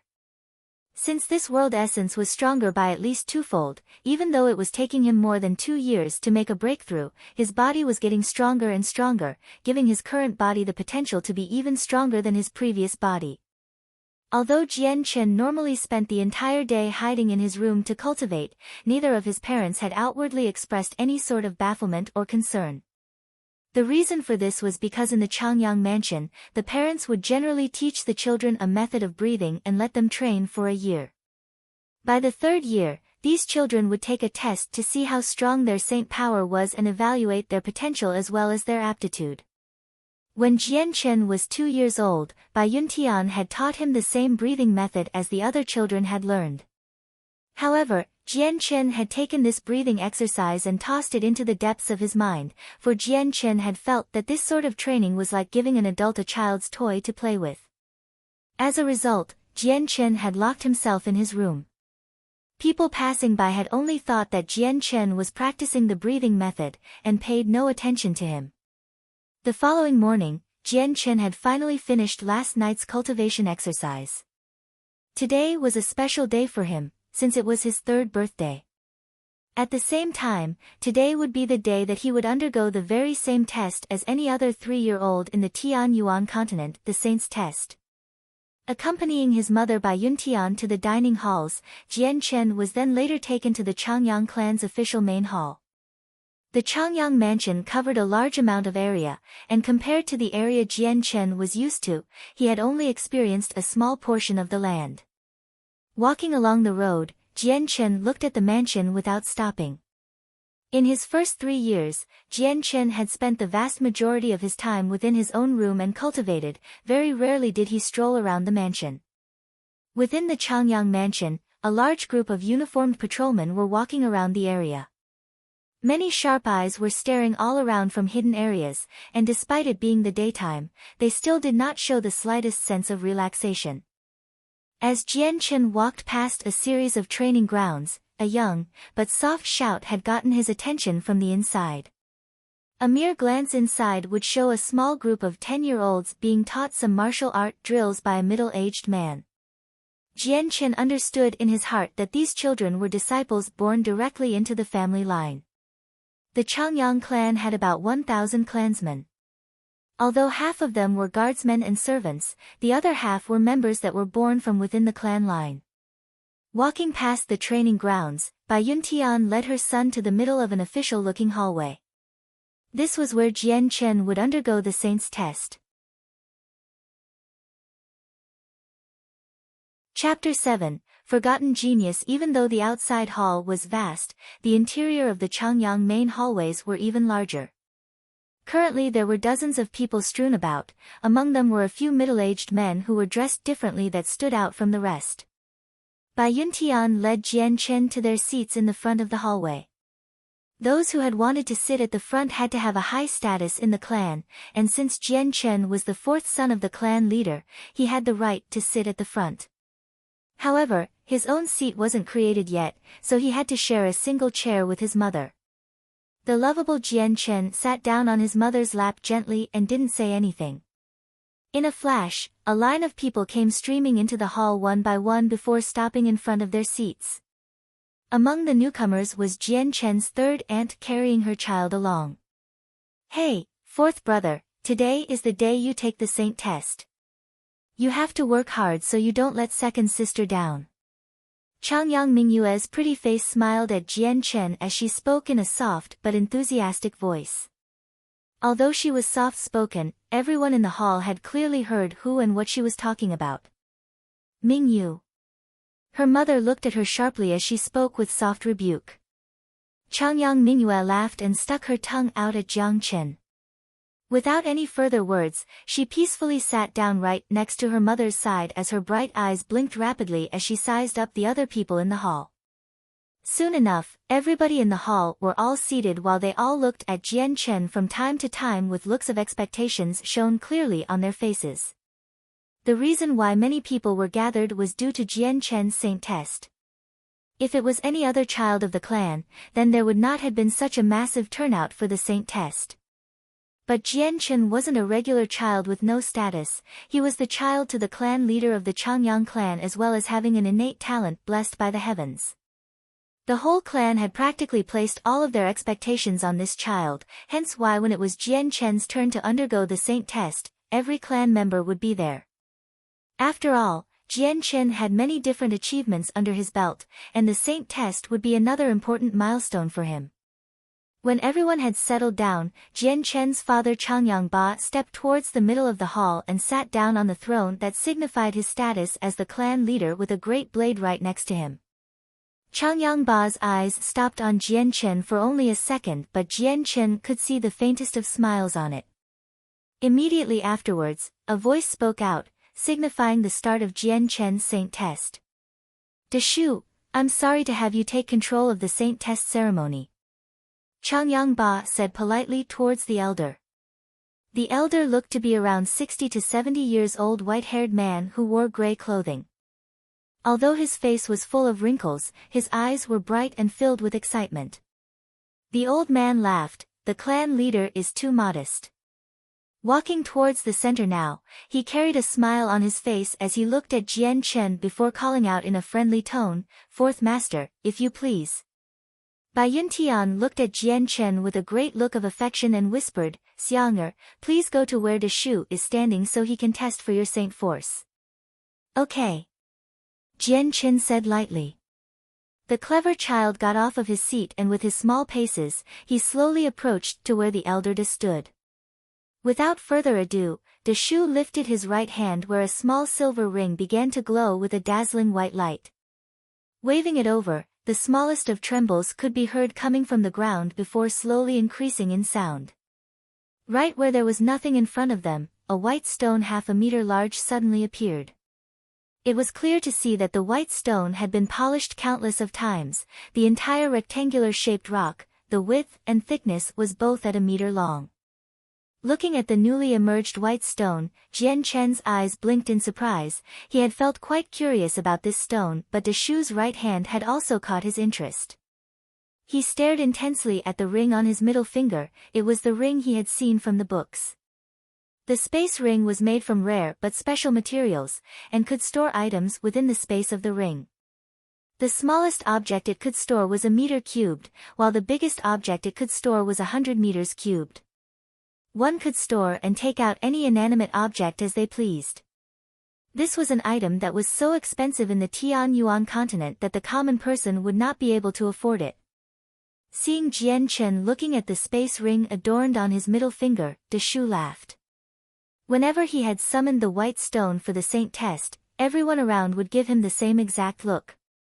In fact, he had seen the look so many times, he had lost count.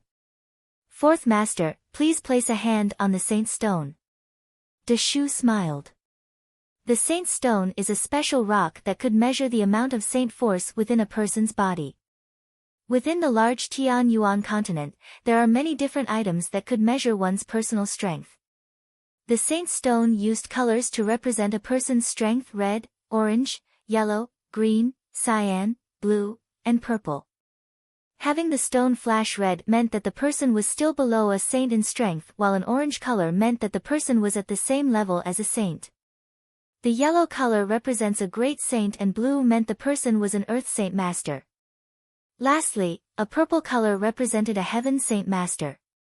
Any rank higher than the heaven saint master, like a saint ruler, saint king, and saint emperor, could not be ranked by the saint stone.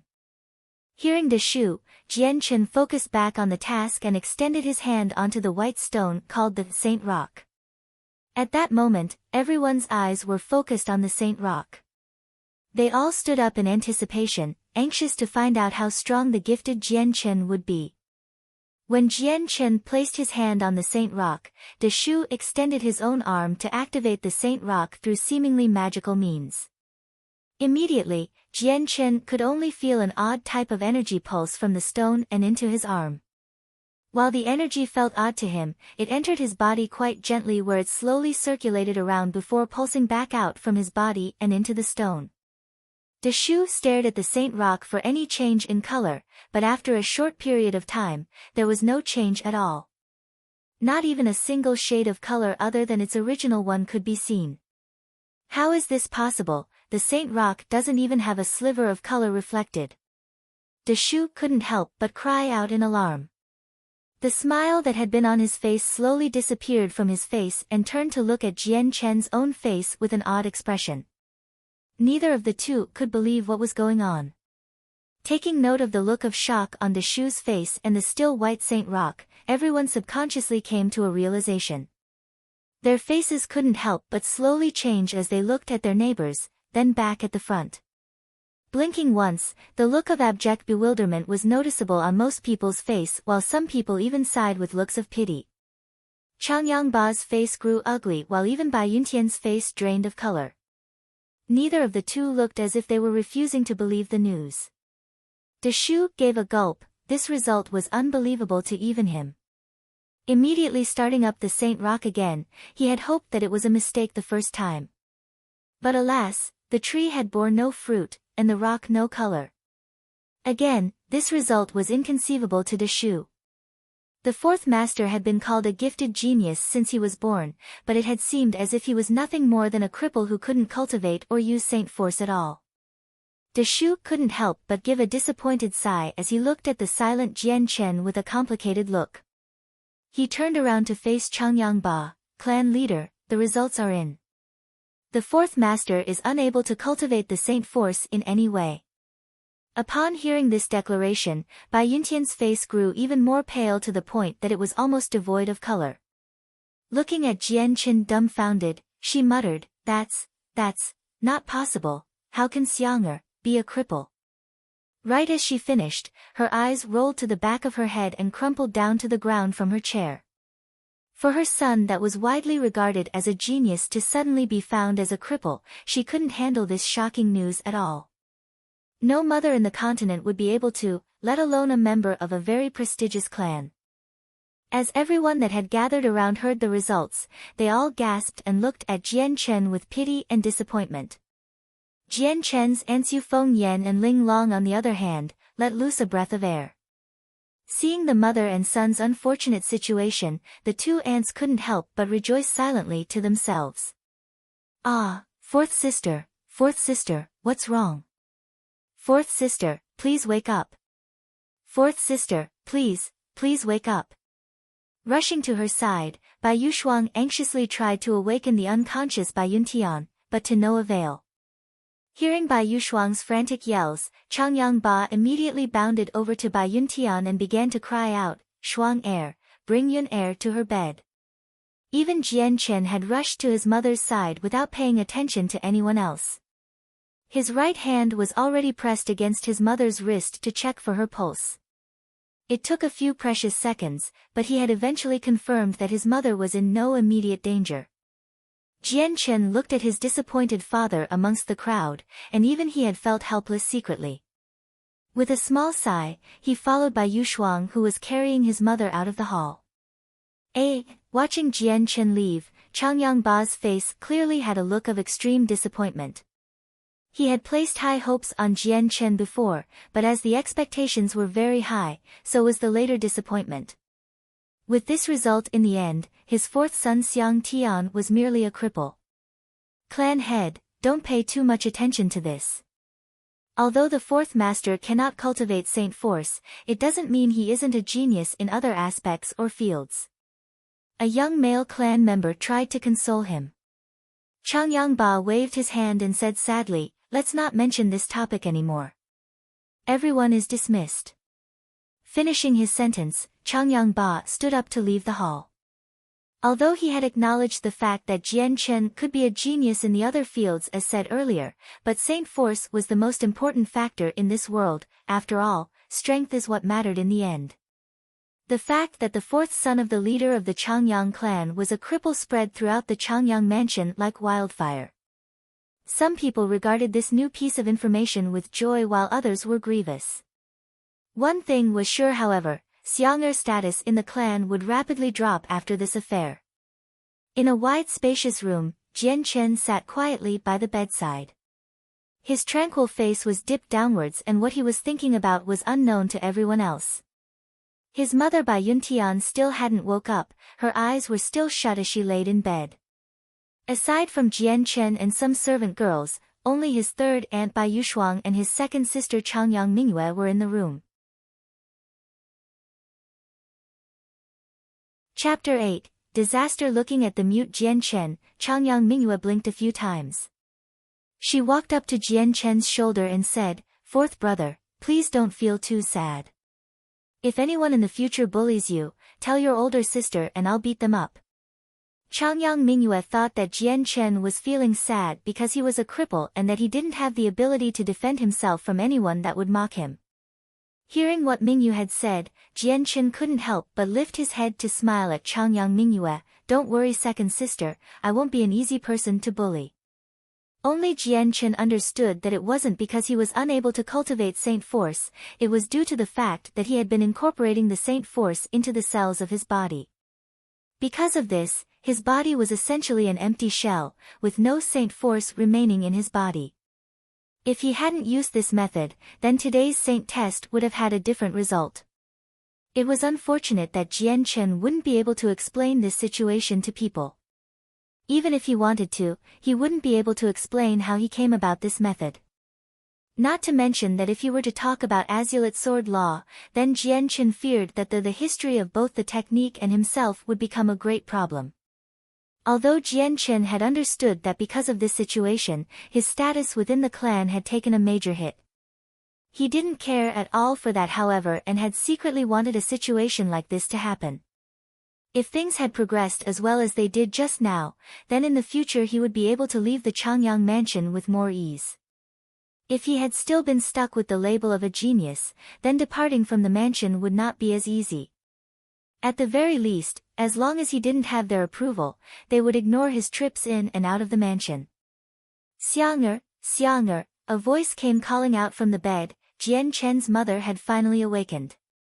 Right after hearing his mother call his name, Jian Chen's mind was jolted back to consciousness. He immediately turned around to look at her. "Mother, your son is here, everything is fine now." Bai Yuntian had a complicated look on her face as she gasped, "Your mother is fine, but Xiang'er, AI." As she spoke, a myriad of expressions were shown on her face ranging from sorrow, sadness, and even pain. "Fourth sister, please don't trouble yourself too much. Xiang Tian has been highly intelligent since birth, so although it is regretful that he cannot cultivate saint force, but in my opinion, Xiang Tian is not so simple. After all, no child in the clan is smarter than him." Bai Yuxuan was trying to console the still grievous Bai Yuntian. Bai Yuntian lifted her head slowly. "I had already understood this fact." Looking at Jian Chen, she gently started to caress the back of Jian Chen's head. "Xiang'er, don't feel sad, what your second aunt said is correct. Although you cannot cultivate saint force, you are still a very intelligent child. We still don't know in what areas you would be best suited for." Jian Chen hesitated when he heard his mother speak. Even though his mother was awake, he was not feeling all that much better. In reality, he had really wanted to tell the truth to the people there, his mother most definitely. He wanted to say that he wasn't a cripple that couldn't cultivate saint force, but Jian Chen chose to endure this. "Mother, don't worry, your son won't disappoint you." Compared to his mother's love for him, Jian Chen had utterly cherished it. He would later spend the whole day by the bedside of his mother before leaving at night. Periodically, Changyang Ba would drop in to see his wife, but he would then leave just as quickly as he came. When it came to Jian Chen, Changyang Ba's attitude towards him had been completely different these days in comparison to before. With each passing time, Jian Chen could clearly see that Changyang Ba had been treating Jian Chen with a colder expression. In the blink of an eye, 4 years had passed after Jian Chen's saint test. During the days that he wasn't busy, Jian Chen would shut himself in his room to continue training. The amount of training he needed nowadays was considerably longer than in the past, so much longer, that sometimes, Jian Chen would not be seen walking out of his room for the entire day. In those 4 years, Jian Chen's status in the clan had dropped immensely as expected. Changyang Ba had been treating him more coldly now, and no one had ever bothered to take the initiative to seek him out first. It was vastly different than from his mother who saw him every day. Her love had never wavered at all. Early one day, Jian Chen slowly opened his eyes from his cross-legged position once more to show that he had finished last night's training. Immediately extending both arms palm side up, a light round ball gradually came into view.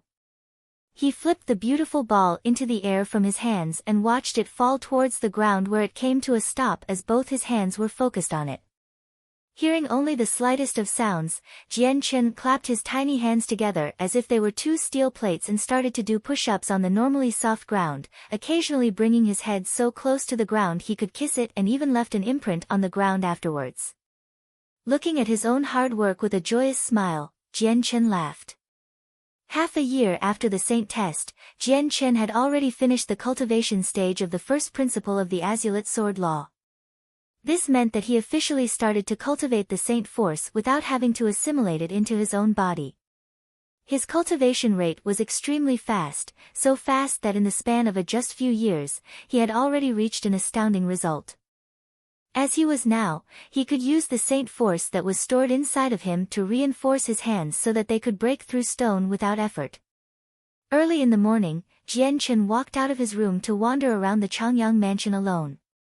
However, a group of patrolmen were walking around at the time spotted him, with each member having a different expression on their faces. Some had a mocking look, while some looked at him with disdain, but very few looked at him with pity. The fact that Jian Chen was a cultivation cripple had long ceased to be a secret within the clan, and so even the guards that patrolled the mansion had started to look at him differently. But Jian Chen turned a blind eye towards them. His stomach was growling from hunger, and so Jian Chen had decided with a small sigh that it was time to head towards the kitchens. It had been a long time since he had accompanied his mother to the dining halls to eat together. Nowadays, he would go to the kitchens himself to eat breakfast, and would only eat lunch and dinner together with his mother and some of his aunts. When Jian Chen reached the kitchens, over 100 servants could be seen running about. The kitchen was a tremendous mess due to the stove where it stood like a smoking hot steamer basket. Oh! Isn't this the fourth master?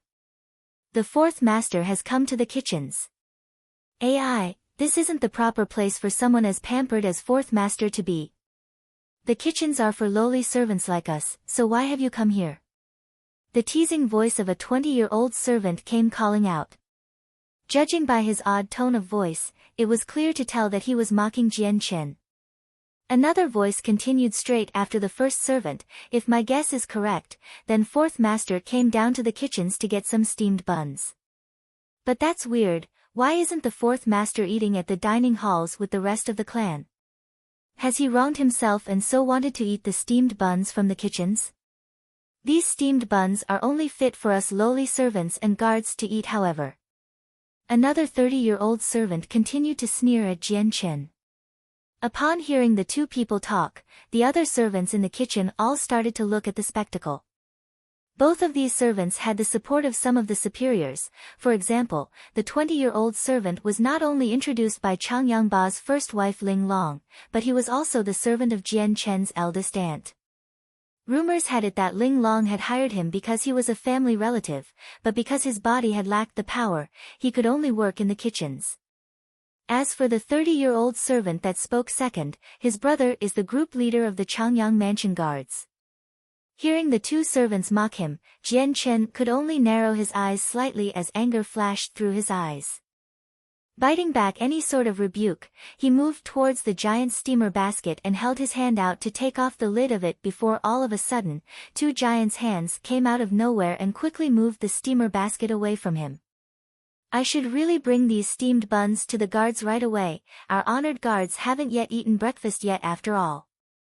Whisking away the basket, the servant muttered out loud as he exited from the kitchens, what a crying shame, the fourth lady gave birth to a good-for-nothing cripple.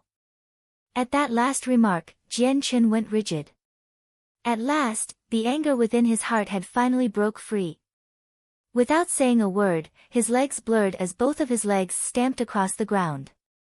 Reaching the servant with the steamer basket within a few seconds, he raised one fist and brought it down onto the servant's back.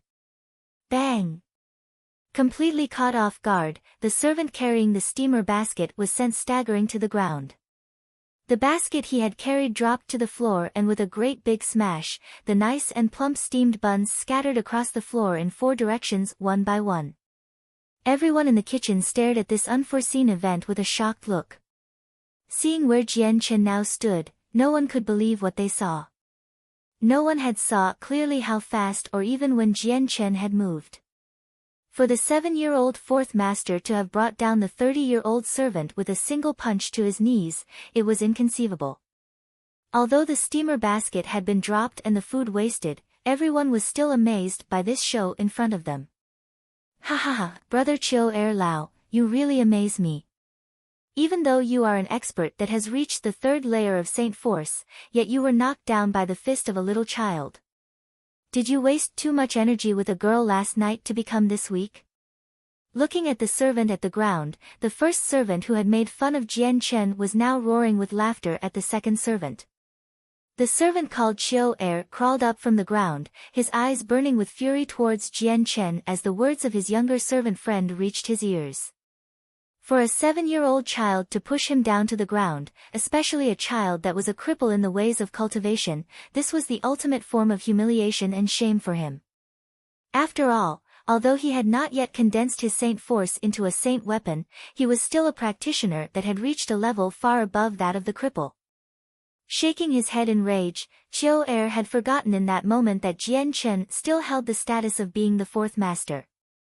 With a snarl, he jumped towards where Jian Chen stood and sent a punch towards his stomach.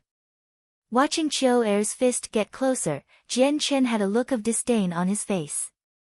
To him, this punch that he had thrown out was full of mistakes and openings, and so he dodged by moving to the side very slightly to avoid the fist.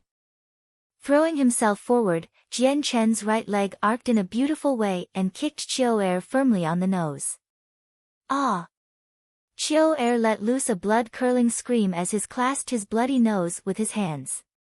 Even then, a small steady flow of blood leaked through his hands. Jian Chen's leg had not been merciful, Chiu's nose had been kicked in and broke. The acute pain in his face had already drained it of color. Chapter 9, Revealed Strength. Chiu looked at Jian Chen with obvious anger in his eyes, making it seem as if he was a wild beast that wanted to take Jian Chen down. "You little bastard, I'm going to teach you a lesson today." Chiu roared angrily. He dashed towards Jian Chen and sent a kick towards his head. The kick was fairly fast, and if it connected, it definitely would not result in a small wound for any normal person. But since Jian Chen was still in the body of a child, a direct hit from such a strong kick had a high chance of killing him. Assessing the strength of Chiu's kick, the 20-year-old servant's face suddenly lost its humorous expression and became pale. Shouting out in alarm, he cried, "Brother Chiu, stop!" Jian Chen was still the fourth master as well as the son of Changyang Ba. Despite being a cripple, he still had some degree of respect around the Changyang mansion. It was barely okay to mock him, but to raise a hand against the fourth master was unforgivable. Even if they had the support of any of the elders, they would still incur a terrible punishment upon them.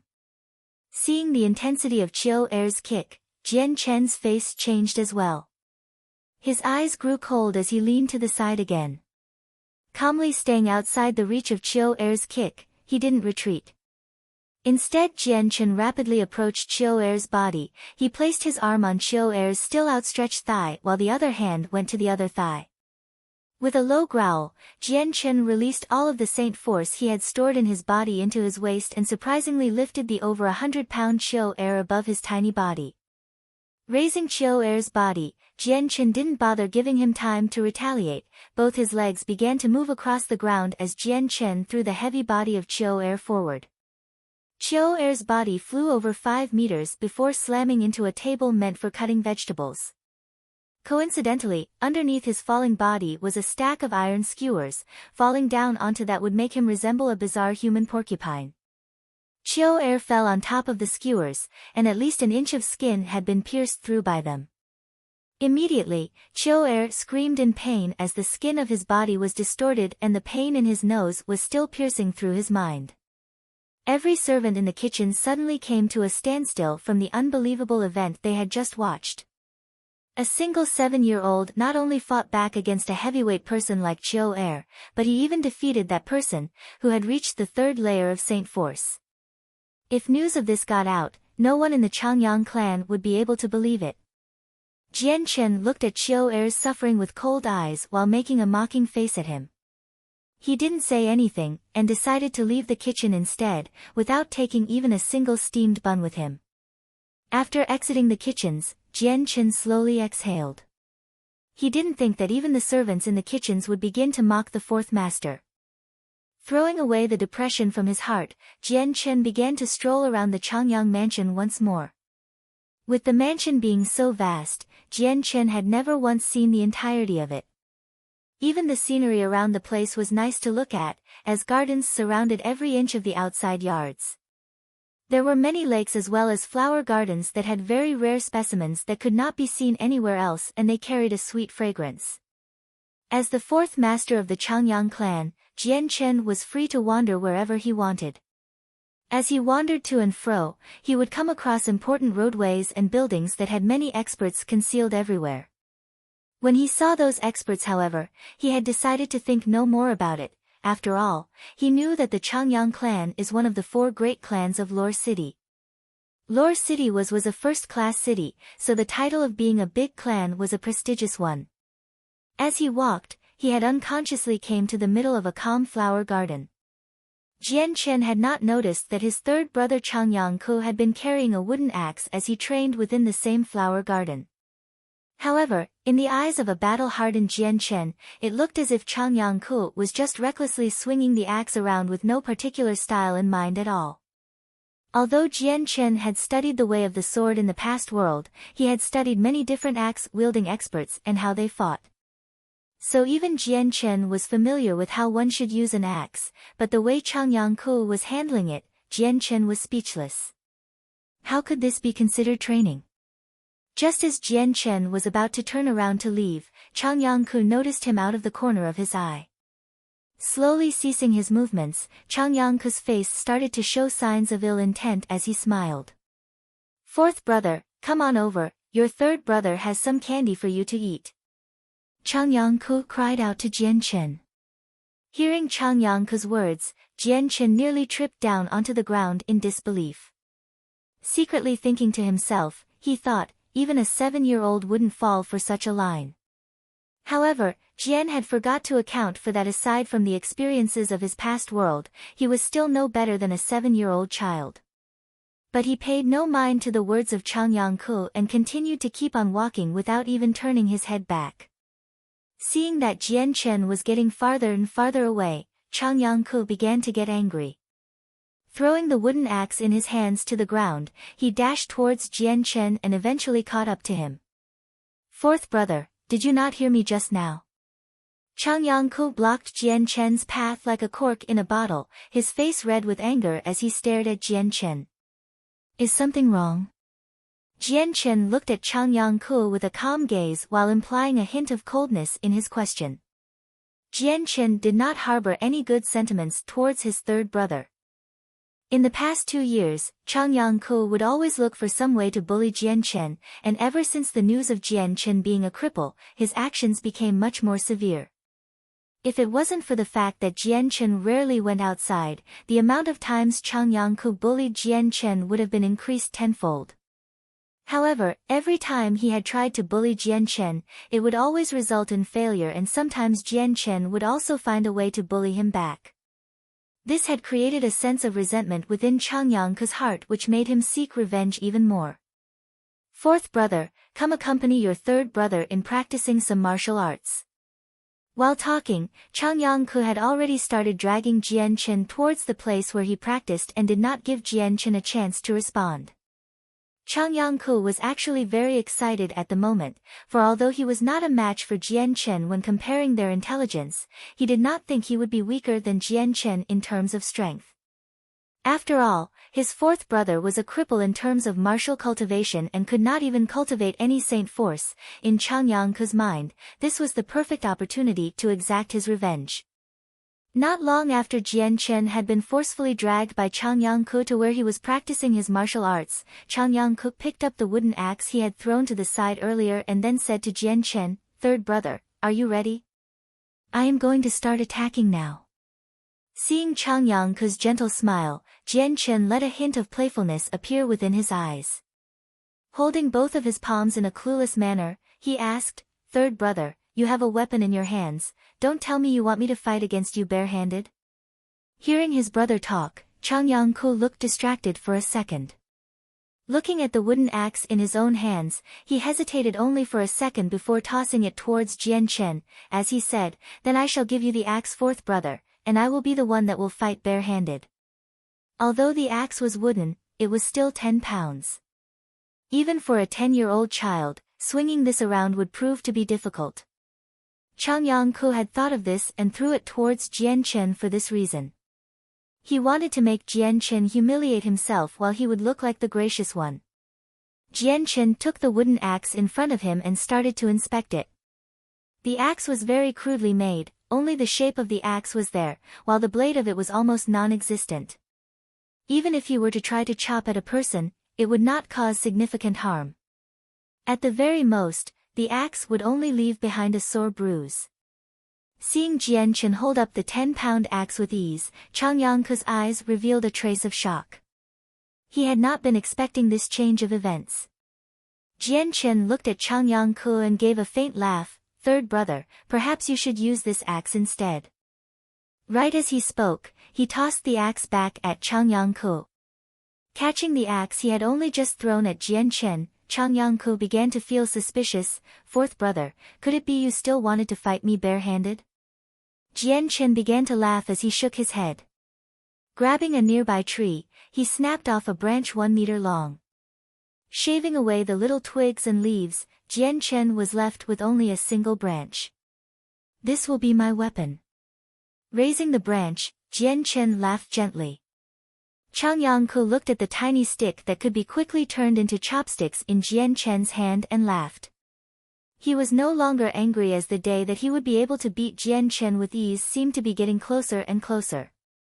The dream of being able to bully Jian Chen without taking any losses had finally come for Chang Yangke.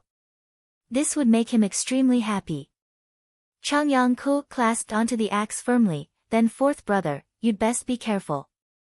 Your third brother will begin to attack." Right after saying it, Chang Yangke immediately stormed towards Jian Chen with the axe held in both his hands before trying to bring it down onto Jian Chen. This axe wasn't able to inflict a fatal wound, so Chang Yangke didn't bother to hold back and swung with all his might. Jian Chen's legs crossed forward each other as he dodged the axe.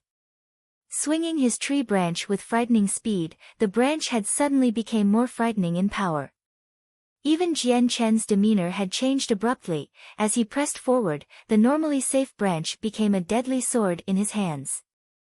Jian Chen was swinging the sword with unbelievable speed, leaving Chang Yangke with almost no room to counter when at last, the tree branch had already placed itself on Chang Yangke's throat. "Third brother, you've lost." With a playful banter, he returned the axe that Chang Yangke had dropped shortly in the middle of the match.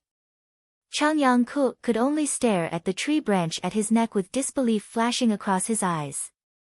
He had not seen the tree branch move at all. By the time his eyes had saw a sign of movement, the match had already finished. Still in shock, Chang Yangke shook his head. Grabbing the tree branch at his throat, he snapped it in two and cried out in disbelief, "That didn't count. It definitely didn't count. Fourth brother, you weren't fighting fair at all." Jian Chen laughed as he looked at the red-faced Chang Yangke. "Third brother, you don't even know if I was fighting fair or not," he said in a strange voice. That is," Chang Yangke scratched at his cheek and stammered as he tried to think of an excuse. In the end, he still couldn't accept the result and said, "Either way, that match just now didn't count. Let's fight one more time." Jian Chen gathered the pieces of the tree branch that Chang Yangke had snapped with a laugh. "Okay, let us fight one more time then." Without further ado, he walked 5 meters away from Chang Yangke. Chapter 10. High regards. Both of Chang Yangke's hands clenched his axe tightly, as he attentively looked at Jian Chen. Thanks to the lesson he had just learned, he wouldn't dare to underestimate Jian Chen a second time, so in this round, Chang Yangke moved around carefully. Jian Chen began to laugh at Chang Yangke, causing him to scowl in confusion. "Third brother, can we start sparring now?" Chang Yangke tightly gripped his axe. This time, he used his saint force to help him. Once again he charged at Jian Chen, but this time he was much faster. Jian Chen casually waved around the less than half a meter long tree branch in his hands. He was feeling fantastic for some odd reason. It was almost as if the branch had some sort of secret connection with himself. At the same time, within Jian Chen's heart, he couldn't help but feel the same sensation he had in the previous world when he had been on the verge of death, where he could understand the amazing power of the realm of the sword god. During that moment, he had finally been able to control his sword with his spirit, and had sent it flying 100 meters straight through Duguqiubai's throat. Thinking of that moment, Jian Chen sprung into action, as the tree branch in his hand was sent flying towards Changyangku. Whoosh! Bending to Jian Chen's will, the tree branch looked as if it was alive, and flew from his hands. Flying at incredible speeds towards Changyangku, the tree branch was enveloped by a faint white glow of light. A strong yet acute amount of sword qi was emitted from the tree branch, making it look like a bolt of lightning. With a brilliant flash of light, the branch had already reached Changyangku's stomach. Immediately realizing the trajectory path, as well as the amount of sword qi on the tree branch, Jian Chen turned pale with fright. He frantically tried to stop the branch from reaching its destination. If the tree branch was not stopped, then it would have, without a doubt, pierced through Changyangku and kill him. Even if he wasn't immediately killed, Changyangku would still have suffered from a fatal wound, which would lead to a disaster for Jian Chen. Right as the branch reached Changyangku's stomach, it began to slow, but not before piercing into his stomach just by a small amount. Looking closer, the tree branch had merely penetrated through the skin, but if Jian Chen had been a tiniest bit slower with his command for it to stop, then Changyangku would have been left with the branch straight through his body. Such a thought was too horrible for Jian Chen to imagine. Wiping away the sweat on his forehead, Jian Chen noticed that there was still a thin line of his soul connected to the tree branch. Confirming once more with his soul that the branch had only pierced Changyangku's skin, Jian Chen let out a sigh of relief. Feeling the slight pain from his stomach, the somewhat plump Changyangku couldn't help but start to pale. When he looked down and saw the bloodstains on his stomach, his face changed drastically. A wail was heard as he started to cry, with teardrops falling in a never-ending stream down his cheeks as if his eyes were fountains. "BL. Blood, I'm bleeding. Wah, fourth brother, you hit me. Wah, mo. Mother, I'm going to tell my mother about this. Mother. Fourth brother hit me." Changyangku immediately transformed into a child who only knew how to cry. Throwing down his wooden axe, he fled from the garden, bawling non-stop. Changyangku was barely 10 years old after all, he had not yet matured enough to withstand an ordeal like this. Looking at the slowly fading away Changyangku, Jian Chen couldn't help but shake his head. As he walked out from the gardens by himself, he felt a small bit of fear in his heart. What type of strict punishment would he receive for this? What? Changbai, are you playing a joke on me? In a study room, the leader of the Changyang clan, Changyangba, stood up from his chair in surprise. Focusing his attention on the elder in front of him, Changyangba couldn't help but be amazed by what he had just heard. The elder that stood in front of Changyangba was the housekeeper of the Changyang clan, Changbai. Changbai nodded his head solemnly, "My lord, even I didn't believe this matter at first, but dozens of the kitchen servants all saw it clearly. The fourth master really did beat one of the servants, as well as lift up a servant who weighed 100 pounds more than him, before tossing him 5 meters away. The most important part is that this very same servant is of the third Saint Force layer." Hearing Changbai, Changyangba's eyes widened in awe from this piece of incredible news. Changbai looked at the clan leader, and after some hesitation, continued to say, "My lord, I also received more information about this, but the fourth master was recently involved in a spar with the third master. Using a single tree branch, the fourth master was able to injure the third master." What? Xiang'er and Ku'er fought, and Xiang'er was the victor. With each passing second, Changyangba's eyes widened more and more. "That is correct, my lord. The fourth master had used only a tree branch while the third master was using a wooden axe." Changbai added. "How is this possible?" Changyangba flew from his chair once more. Xiang'er is unable to use the Saint Force, while Changyangku is 3 years older and is also at the third Saint Force layer. Combined with the fact that Ku'er practices martial arts every day, how was he not able to beat Xiang'er? Taking out a tree branch from within his robes, Changbai held it out for Changyangba to take. my lord, the fourth master had used this tree branch to beat the third master. Changyangba took the tree branch that was no thicker than his fingers. Inspecting it over, he noticed the tip of it had been dyed with blood. Changyangba focused onto the dried-up blood on the broken tip of the branch while concealing all sorts of emotions from his face. Changbai, is Kuer fine? The third master is uninjured besides some broken skin. Changbai replied. Changyangba nodded his head slowly with a neutral face. Inspecting the tree branch even more closely, he started to grow more and more suspicious.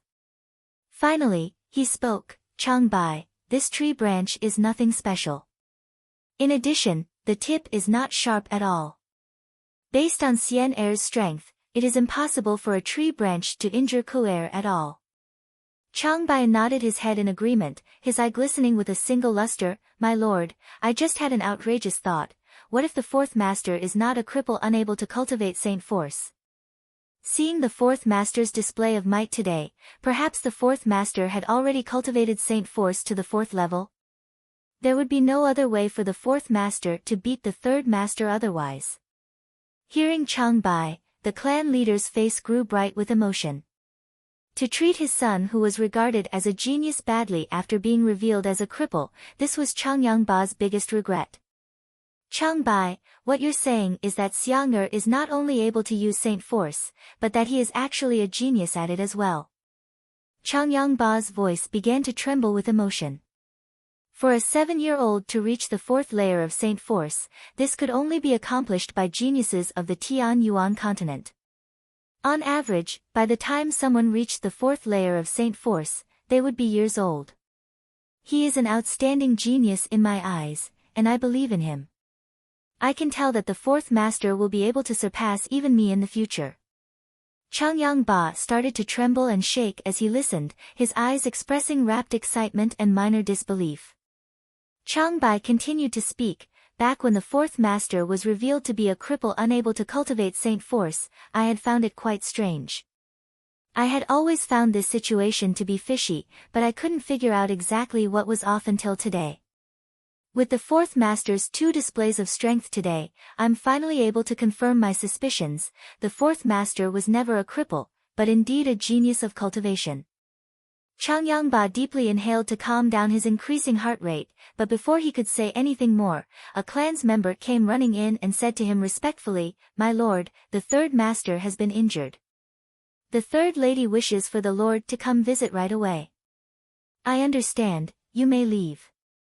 Changyangba waved his hand, dismissing the clan member indifferently. Yes, my lord. The clan member bowed respectfully before slowly exiting. Changyangba looked back at the housekeeper. Changbai, it would be best if we head on over while checking up on Xiang'er. He has been neglected for so long after all. After he had spoke, he immediately paused gravely. Changbai, the 2 servants that dared to bully Xiang'er in the kitchen, I'll leave it to you to drive them away from my mansion. Those 2 lowly servants, to think that they could bully Changyangba's son without consequences. Changbai laughed briefly. My lord, those 2 servants have already long since been driven off.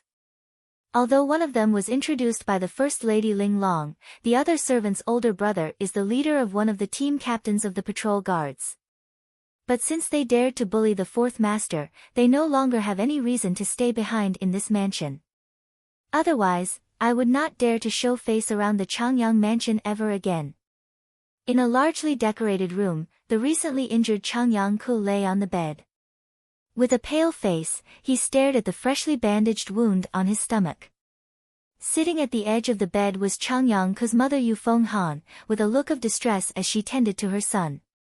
Not too far away, Jian Chen and his mother Bai Yuntian, as well as first aunt Ling Long, second aunt Bai Yushuang, and second sister Changyang Mingyue all stood around the bed.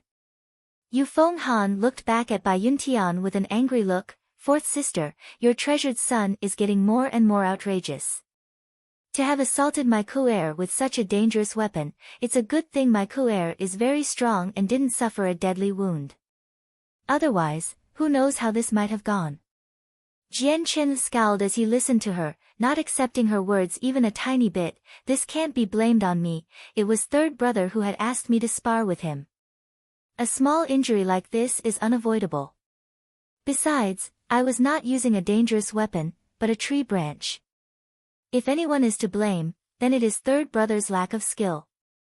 Yu Fenghan's face went ashen at Jian Chen's remarks. What he had said made perfect sense and she could not refute them in any way. Just thinking about how she had been outspoken against by a mere child, an unholy rage rose up within her. Along with the words, if anyone is to blame, then it is third brother's lack of skill, Yu Fenghan's face went from green to white in rapid succession. These words meant that her son was no stronger than a cripple who could not even cultivate saint force at all. Hearing that Yu Fenghan be beaten by a child, Bai Yushuang could not help but laugh merrily, while Ling Long sat there with an expressionless face. Chapter 11, Kargath Academy. Bai Yuntian held Jian Chen's head in a loving way as she slowly walked forward. Third sister, this was only some playful sparring between kids, not something we should worry about. It's pointless to get angry. In the end, the two of them are just children after all. Right now, we should instead concentrate on healing Kuer's wounds. At the words of Bai Yuntian, despite still being quite mad, all Yu Fenghan could do was fume silently. She was afraid that if she continued to nag everyone about the acts of such small children, her three sisters would begin to see her in a darker light. Bai Yuntian walked up to where Changyang Ku reclined, closed her eyes and brought her two hands over the boy's wounds. Her hands hovered there for a moment before letting off a faint white glow. At that moment, Jian Chen's eyes sparkled with interest. He could clearly sense that a special power was gradually gathering in his mother's hands, forming that faint white glow. Moreover, this type of special power was the exact same power that he was able to contain inside the ball he had made earlier. Jian Chen began to pay close attention to his mother's movements, and in doing so he suddenly realized that he was actually unsure if he was able to understand the very same method his mother was using to manipulate the energy.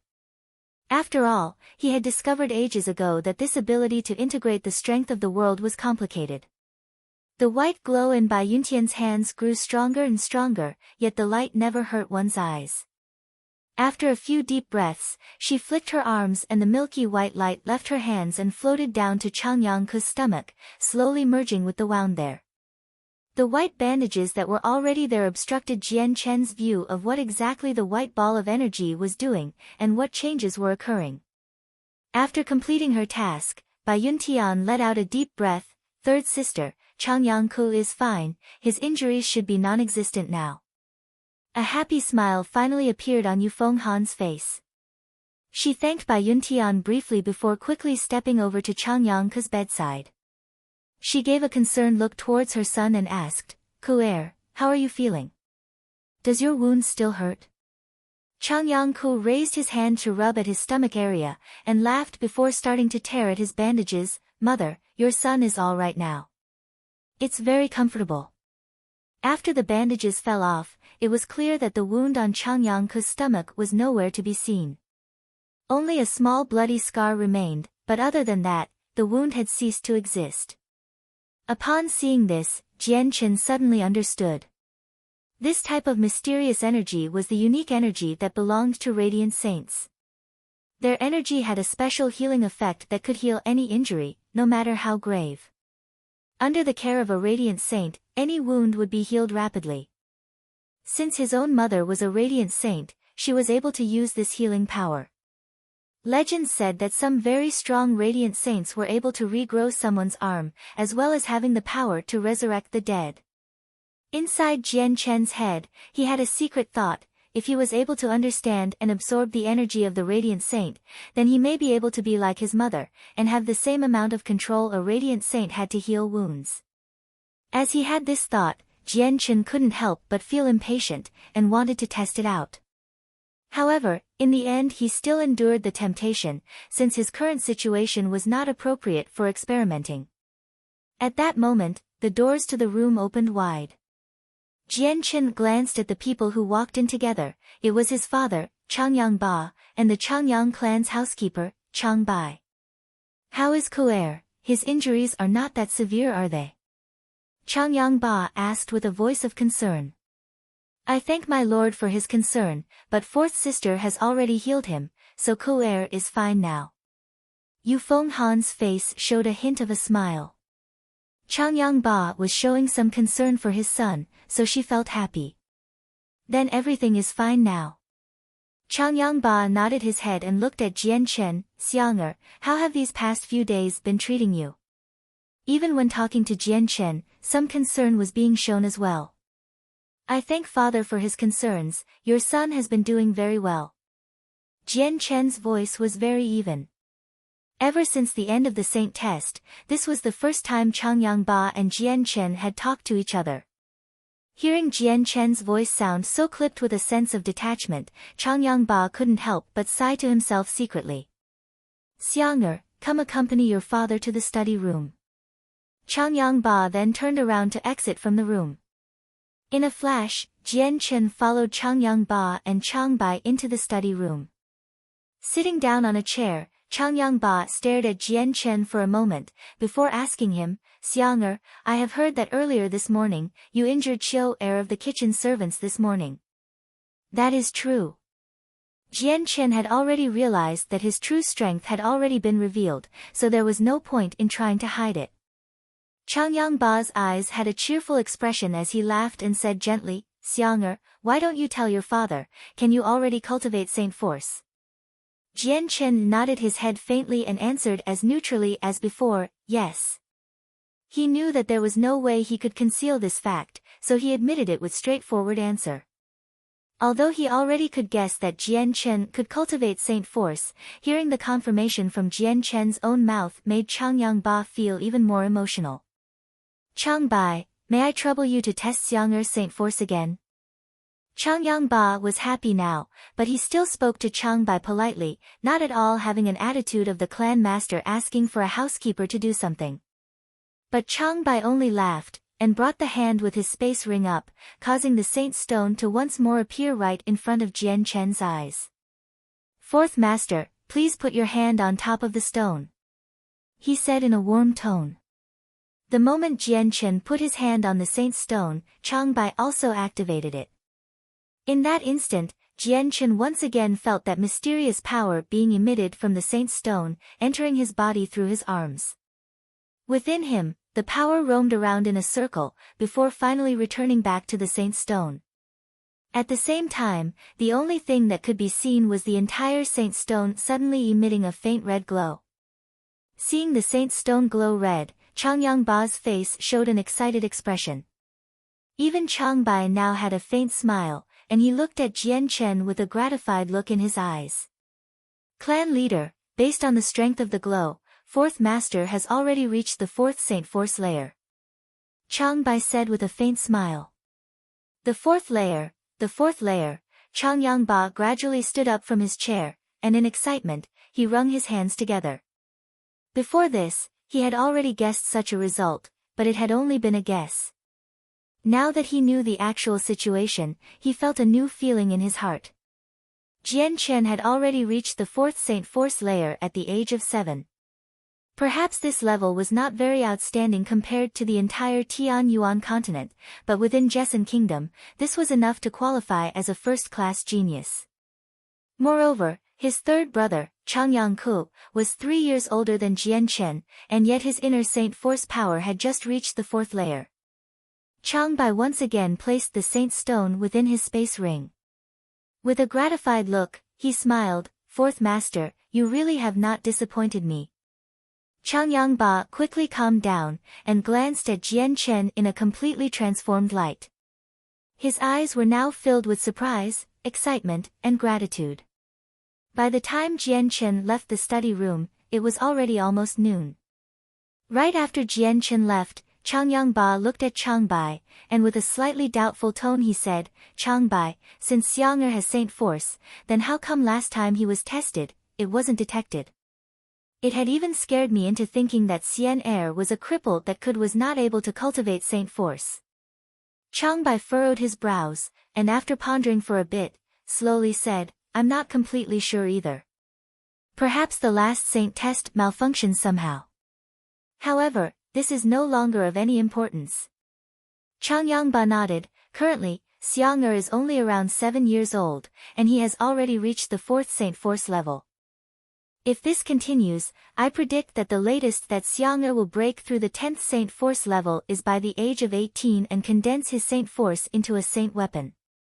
Moreover, Xiang'er has always been an outstanding genius since he was young, so I want to quickly send him to Kargath Academy to study. What does Changbai think? Hearing these words, Changbai pondered for a bit, then replied, Kargath Academy is the most famous academy in our Jessen kingdom. However, the threshold to enter the academy is high. The person's strength must have reached the 8th Saint Force level, and his or her age cannot be over 18. If clan leader wants to quickly send 4th master to Kargath Academy, I'm afraid that is impossible in such a short period of time. Although the 4th master has already reached the 4th Saint Force level, the distance to the 8th Saint Force level will most likely take quite a long time. After all, the higher the Saint Force level, the harder it is to raise. I hope that Xiang'er can quickly train to the 8th Saint Force level within the next few years. Changyangba said softly. Changbai smiled, don't worry, clan leader. I believe that 4th master will reach the 8th Saint Force layer sooner or later. The only issue is time, since just now, when I assessed 4th master, I discovered that 4th master's Saint Force wasn't far from reaching the 5th layer. Hearing these words, Changyangba was unable to contain his joy, as he mumbled, I hope that Xiang'er will really surpass Changbai in the future, and become the clan's pillar of support. Changbai stood on the side, smiling wordlessly. However, his eyes did not at all hide his expression of anticipation. After leaving the study room, Jian Chen immediately ran quickly back to his own room. He tightly closed his door, and he recalled the entire frightening scene of his fight with Changyangku.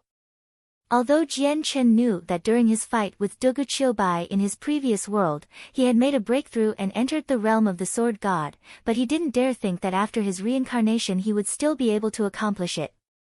Just thinking about that remarkable ability sent Jian Chen into a spiral of joy and excitement. But when Jian Chen thought back to when the tree branch had mysteriously emitted sword qi, he started to feel some doubt. He no longer had the same strength he had from the previous world, so how was it possible for him to control an ordinary tree branch with the same sword qi? As he contemplated this, Jian Chen decided to give it a try once more.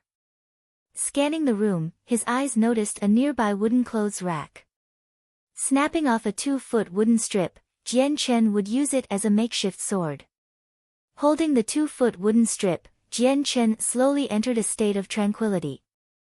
Deep in his mind, Jian Chen slowly began to convince himself that the wooden strip in his hand was not a wooden strip, but a sword instead. A sword for a god that could overcome anything. Slowly as he harmonized with it, he could feel the grains in his hands, and see them very clearly within his own head so well, he could even understand their internal compositions. Sucking a deep breath, he tried to quell the feelings of emotions within his heart. Taking hold of his emotions, the item in his hand flew into the air. Right as Jian Chen's mind had reached this state, he had already established a connection between the wooden strip and his spirit. As the wooden strip separated from his hand, it floated by itself in midair while still being under Jian Chen's control. It slowly inched forward before emitting a white ray of light, revealing the sharp sword qi he was familiar with. At this moment, Jian Chen had realized his soul had completely harmonized with the wooden strip, to the point that it had felt like his own arm that could easily be controlled with his will. At the same time, he had realized that the sword qi in the wooden strip had something to do with his soul. With that realization, Jian Chen could only see a bright ray of light coming from the hovering wooden strip and flew around his body with a speed so fast, even Jian Chen couldn't see it clearly. Jian Chen's heart pulsed quickly as his face revealed a look of extreme joy. He had not thought that the final moment of his life in the previous world would he be able to understand the sword's soul. From that day on, the remarkable ability of the sword's soul was not only Jian Chen's strongest attack, but also a skill that could save his life. Unknowingly, a few years passed. The current Jian Chen was already 15 years old. During these past few years, Jian Chen had rarely gone outside, and spent every day in his room training the Azulite sword law. His strength had already been revealed, and he had even been recognized as a cultivating genius. Thus, his position in the Changyang household had changed. There was no longer a single person in the household that dared to look down on him. Moreover, Changyang Ba had been extremely caring to Jian Chen in pretty much every possible way. Among this, the happiest one was Bai Yuntian. Originally, her son that was deemed as a cripple unable to cultivate, but now he had transformed into a cultivating genius, especially since he had reached the 4th Saint Force layer at the age of 7. Anyone could imagine how happy Bai Yuntian was about her son being extraordinary. However, Jian Chen discovered that since he had revealed his true strength, his eldest aunt Ling Long and third aunt Yu Feng Han seemed to always look at him with an unfriendly expression.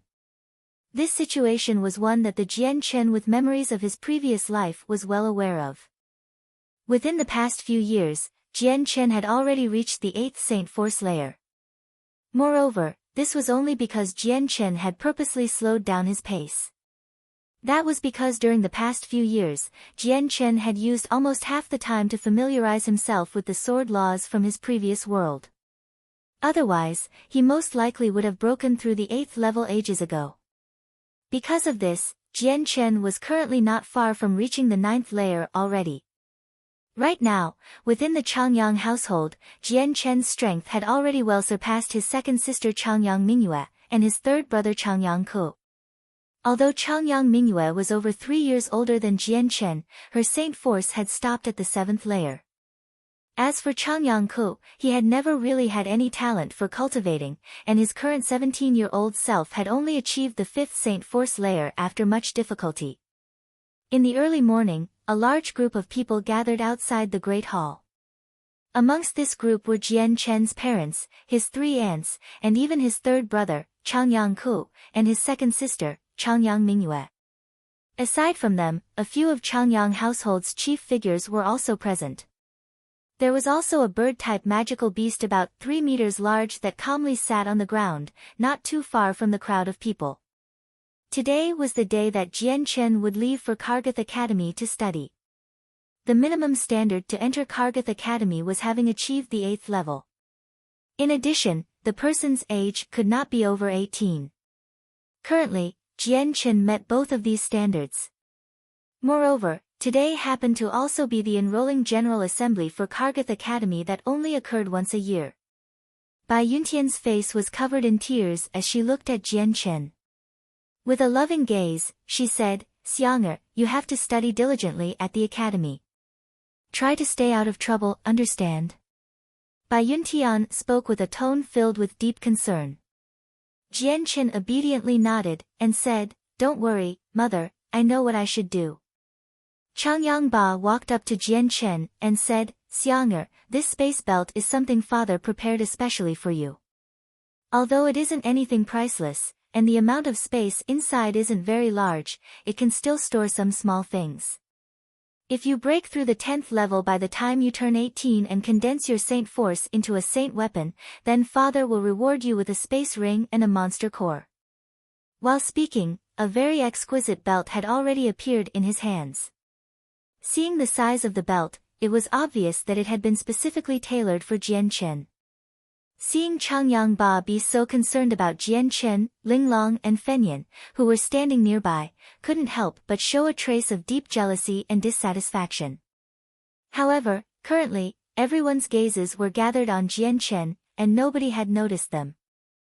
Jian Chen accepted the belt and said with a strong self-confidence, "Father, I will definitely become a saint soon." Changyang Ba expressed a trace of a smile, and he looked at Jian Chen with a gaze full of gratification. "Fourth Master, it's getting late. We should go on our way." At that moment, the housekeeper Changbai that was standing on the side, spoke up. Jian Chen gave one final glance at his mother, and then walked over to Changbai without once turning his back, and said, "Changbai, let's leave." Changbai reached out and lifted Jian Chen onto the back of the flying magical beast. Afterwards, he jumped on as well, sitting next to Jian Chen. Faintly smiling at Jian Chen, he said, "Fourth master, sit tight please." Afterwards, he only saw Changbai pat the magical beast's back. In an instant, the flying magical beast seemed to have received a command, and stretched out its 10-meter-long wings to fly up. It directly rose up into the air, and began to quickly fly off into the distance.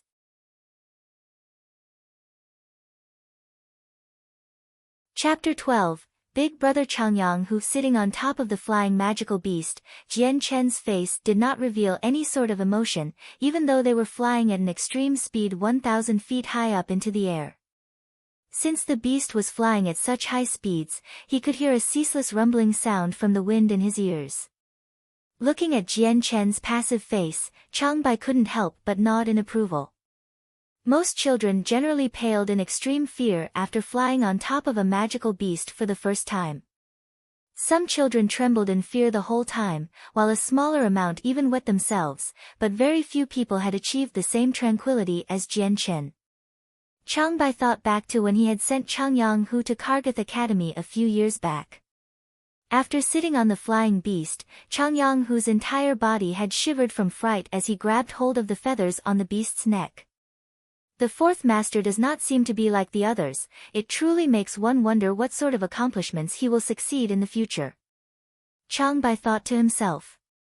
Jian Chen stared at the flying magical beast below him and asked, "Changbai, what kind of beast is this, to be flying at such a fast speed?" "This is only natural." Changbai spoke in a majestic voice, "Fourth master, you shouldn't underestimate this magical beast. This magical beast is called the Eagle Beast. It is a Class 4 magical beast which is the equivalent of a great Saint Master. It can fly through the sky at extremely fast speeds, and even though it is barely Class 4, even someone of the same rank of Earth Saint Master would not be able to fight it when it is in the sky. Then that would mean this Eagle Beast is very expensive." Jian Chen said. Changbai nodded, "That is natural as well. Flying magical beasts are very expensive, not only because they are hard to capture, but hard to tame as well. Even though flying magical beasts are the fastest way of transportation, riding on one is very dangerous. In the case that a magical beast goes out of control, then the rider will be sent falling from thousands of meters in the air. Even with the power of an Earth Saint Master, surviving a fall like that would be unlikely, and even if you're lucky, you will still end up with a fatal injury. Even if it's a Class 1 or 2 flying magical beast, its price is still very expensive, especially if it has a berserk nature or won't submit to a human. Therefore, taming a flying magical beast is a very challenging task to accomplish." Jian Chen nodded his head before slowly becoming silent once more. Changbai looked at the silent Jian Chen and said, "Fourth master, your older brother Changyang Hu is also at Kargath Academy. It has been a few years already, so becoming a saint isn't too far away for him. If you ever come across a problem at the academy, don't be afraid to ask your older brother to help solve it." "Yes, I know," Jian Chen replied. But his mind felt complicated when he thought of his mysterious older brother. Jian Chen had never seen him before, and he didn't even know what his brother's personality was like. He was also very worried about if his older brother would be jealous about his innate skill at cultivating saint force, like third brother Changyang Hu was. Being jealous over something like this was not at all uncommon within a big clan. In the previous world, Jian Chen had met all sorts of family strife due to a power struggle between siblings during his time as a traveler. In Jian Chen's heart, he desperately hoped that such a situation would not happen to him. In his previous world, he was an orphan who had never experienced any sort of familial love. Since the heavens had blessed him with a family this time, he treasured it deeply. After the Eagle Beast flew for half the day at an extremely high speed, it finally arrived at Kargath Academy, where under Changbai's control, it descended to a mere 100 meters above ground. Kargath Academy was established within the plains, with a great wall 10 meters high surrounding it. The academy was extraordinarily big, and the lands it covered were vast as well. Even though Jian Chen was hovering 100 meters above ground, he still couldn't see the entire academy. Kargath Academy was the most prestigious academy in the Jessen Kingdom, and today was its annual opening ceremony. For that reason, the front gates were extremely lively. There were many people there, as well as a few luxurious carriages that were parked not too far away. However, Jian Qin couldn't put names to the types of magical beasts that were pulling the carriages. Virtually every carriage had a few guards protecting them. In the skies, a few flying magical beasts approached them, descending down onto the academy courtyards. Each of them carried a small child. Chang Bai instructed the eagle beast to fly down towards the courtyards as well, landing them right next to a 100-meter tall tower. He brought Jian Qin directly into the tower. Outside, there were still quite a few flying magical beasts resting there. Jian Qin and Chang Bai walked to the top of the tower to meet the headmaster of Kargath Academy. The headmaster was not that much different in age than Chang Bai, and Jian Qin had a feeling that the two had some sort of familiarity between them. Because of this familiarity, Jian Qin could easily enter the academy without any problems. Under the instructions of the headmaster, Jian Qin's brother Changyang, who had been called up to the top of the tower as well, allowing him to see the mysterious older brother he had never met before. Changyang, who was already 18 years old, the same age as his second sister Changyang Mingyue, but Changyang Mingyue was younger by 3 months. Changyang, who was a fairly sturdy teenager who was taller than Jian Qin, and he wore the academy uniform. He had already been enrolled in the academy for over 2 years, and his saint force had also reached the peak of the 10th layer. However, he had not yet condensed it into a saint weapon. The distance between the peak of the 10th layer and sainthood was not big at all, but the moment in between was very important, as condensing the saint force into a saint weapon was a very challenging task. On the Tian Yuan continent, many people weren't capable of forming a saint weapon since birth, because they lacked the aptitude, as well as the innate skill. According to the headmaster, Changyang, who had already reached the peak of the 10th layer a year ago and had already tried to form a saint weapon 3 times, but only met with failure each time. However, seeing an 18-year-old that could form a saint weapon by the age of 18 was rare to see on the Tian Yuan continent. The average age was around 20 years before a saint weapon could be formed, but most of them were geniuses. Of course, the average person could make a saint weapon at that age as well, but most of them would not be able to walk down the path of martial arts for long. Because the spiritual qi of the Tian Yuan continent was abundant, the average lifespan of a person was around 200 years.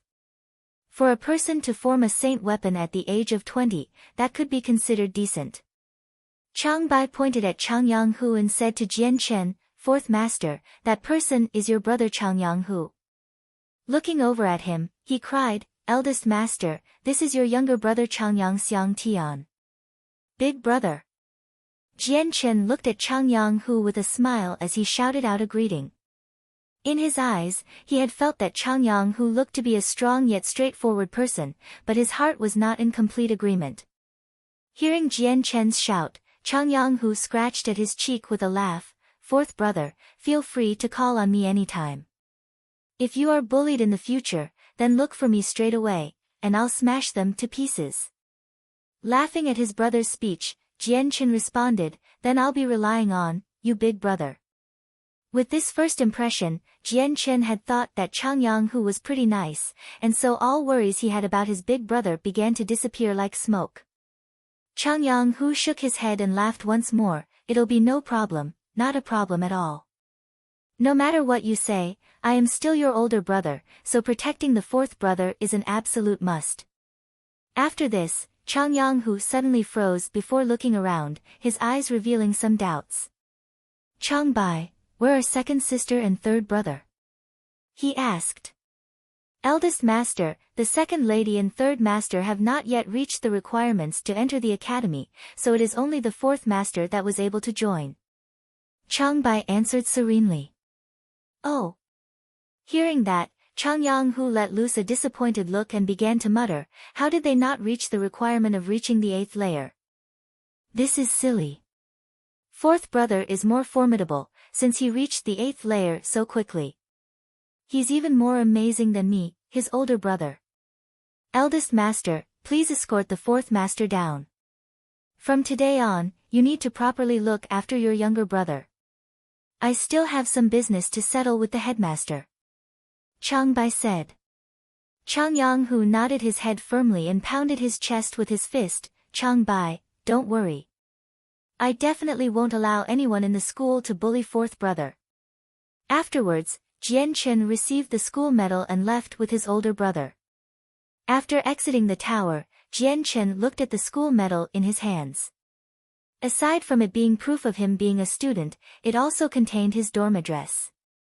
Although Jian Chen was not familiar with the layout of the academy, but because Chang Yang-hu was there to lead the way, they both ended up at their destination sooner than he had expected.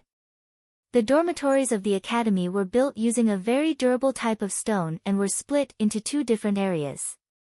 One area was for the commoners to live in, and the other side was for people like Jian Chen, who had a prestigious clan backing them up. The differences between the two were like comparing the heavens to the earth.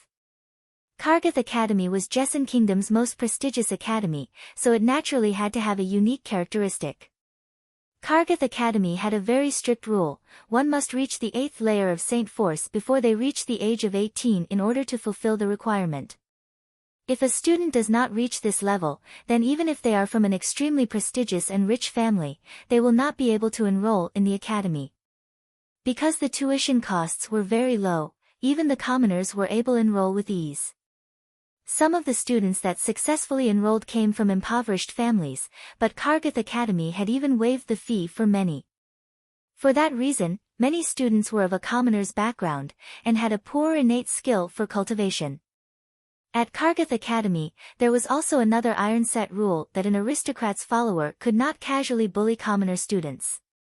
Otherwise, no matter how powerful your family background was, you would still suffer from a serious punishment. If the situation was serious enough, then you might even be expelled. Although this would offend some major families, Kargath Academies had the backing of the Jessen Kingdom. Moreover, the headmaster was one of the 6 major elites in Jessen Empire, so no major family dared to speak up against this iron-set rule. Jian Chen's dorm room was around 10 square meters, and the room's decor was extremely simple. Aside from a bed and a chair, there wasn't anything else present. However, the entire room had been tidied so that it was extremely clean and organized, and it was completely spotless. Fourth brother, this is your room, remember the location well, and be careful to not go the wrong way. Chang Yang-hu laughed. Jian Chen nodded, and after throwing down some of the clothes he had brought with him, he was pulled away by his older brother to wander around the school grounds. Chang Yang-hu claimed that it was so that Jian Chen could familiarize himself with his new surroundings. For the entire afternoon, Jian Chen was dragged around by Chang Yang-hu to wander aimlessly around the school. Suddenly, Chang Yang-hu opened his mouth to say, "Fourth brother, tomorrow is the annual new student competition. There are plenty of rewards, and the first newcomer king can even win a rank 3 magic stone. The person in second place can win a rank 2 magic stone, and the person in third place can win a rank 1 magic stone. You have to try your best and earn first place."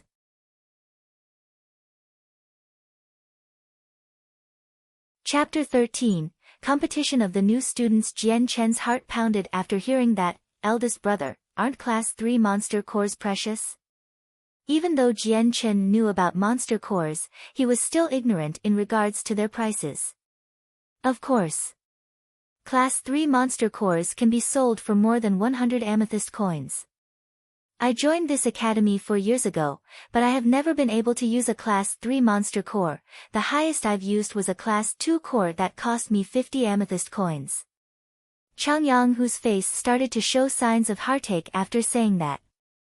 Jian Chen began to plan it all out in his head.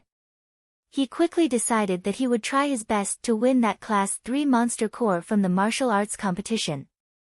Despite never using a Class 3 monster core before, he knew that absorbing the energy contained inside would allow him to increase his rate of cultivation.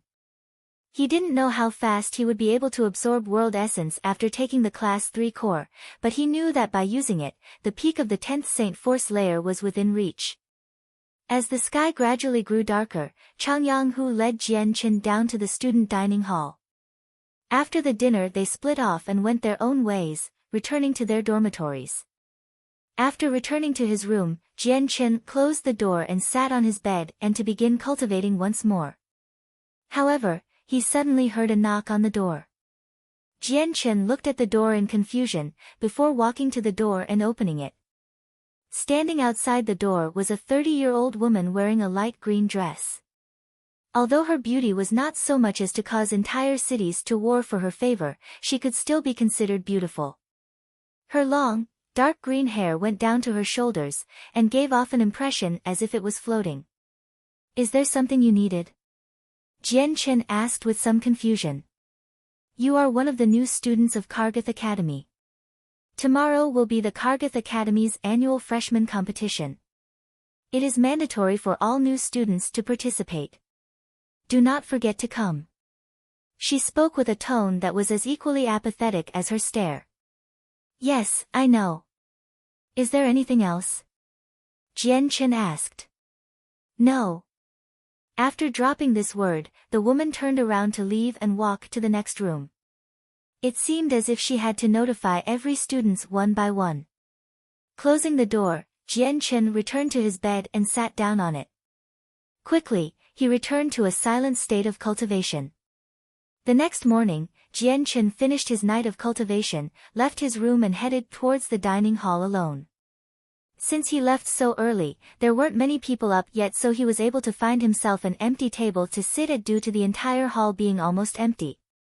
After eating his breakfast, Jian-Chen headed towards the center of the academy grounds where the sports field were.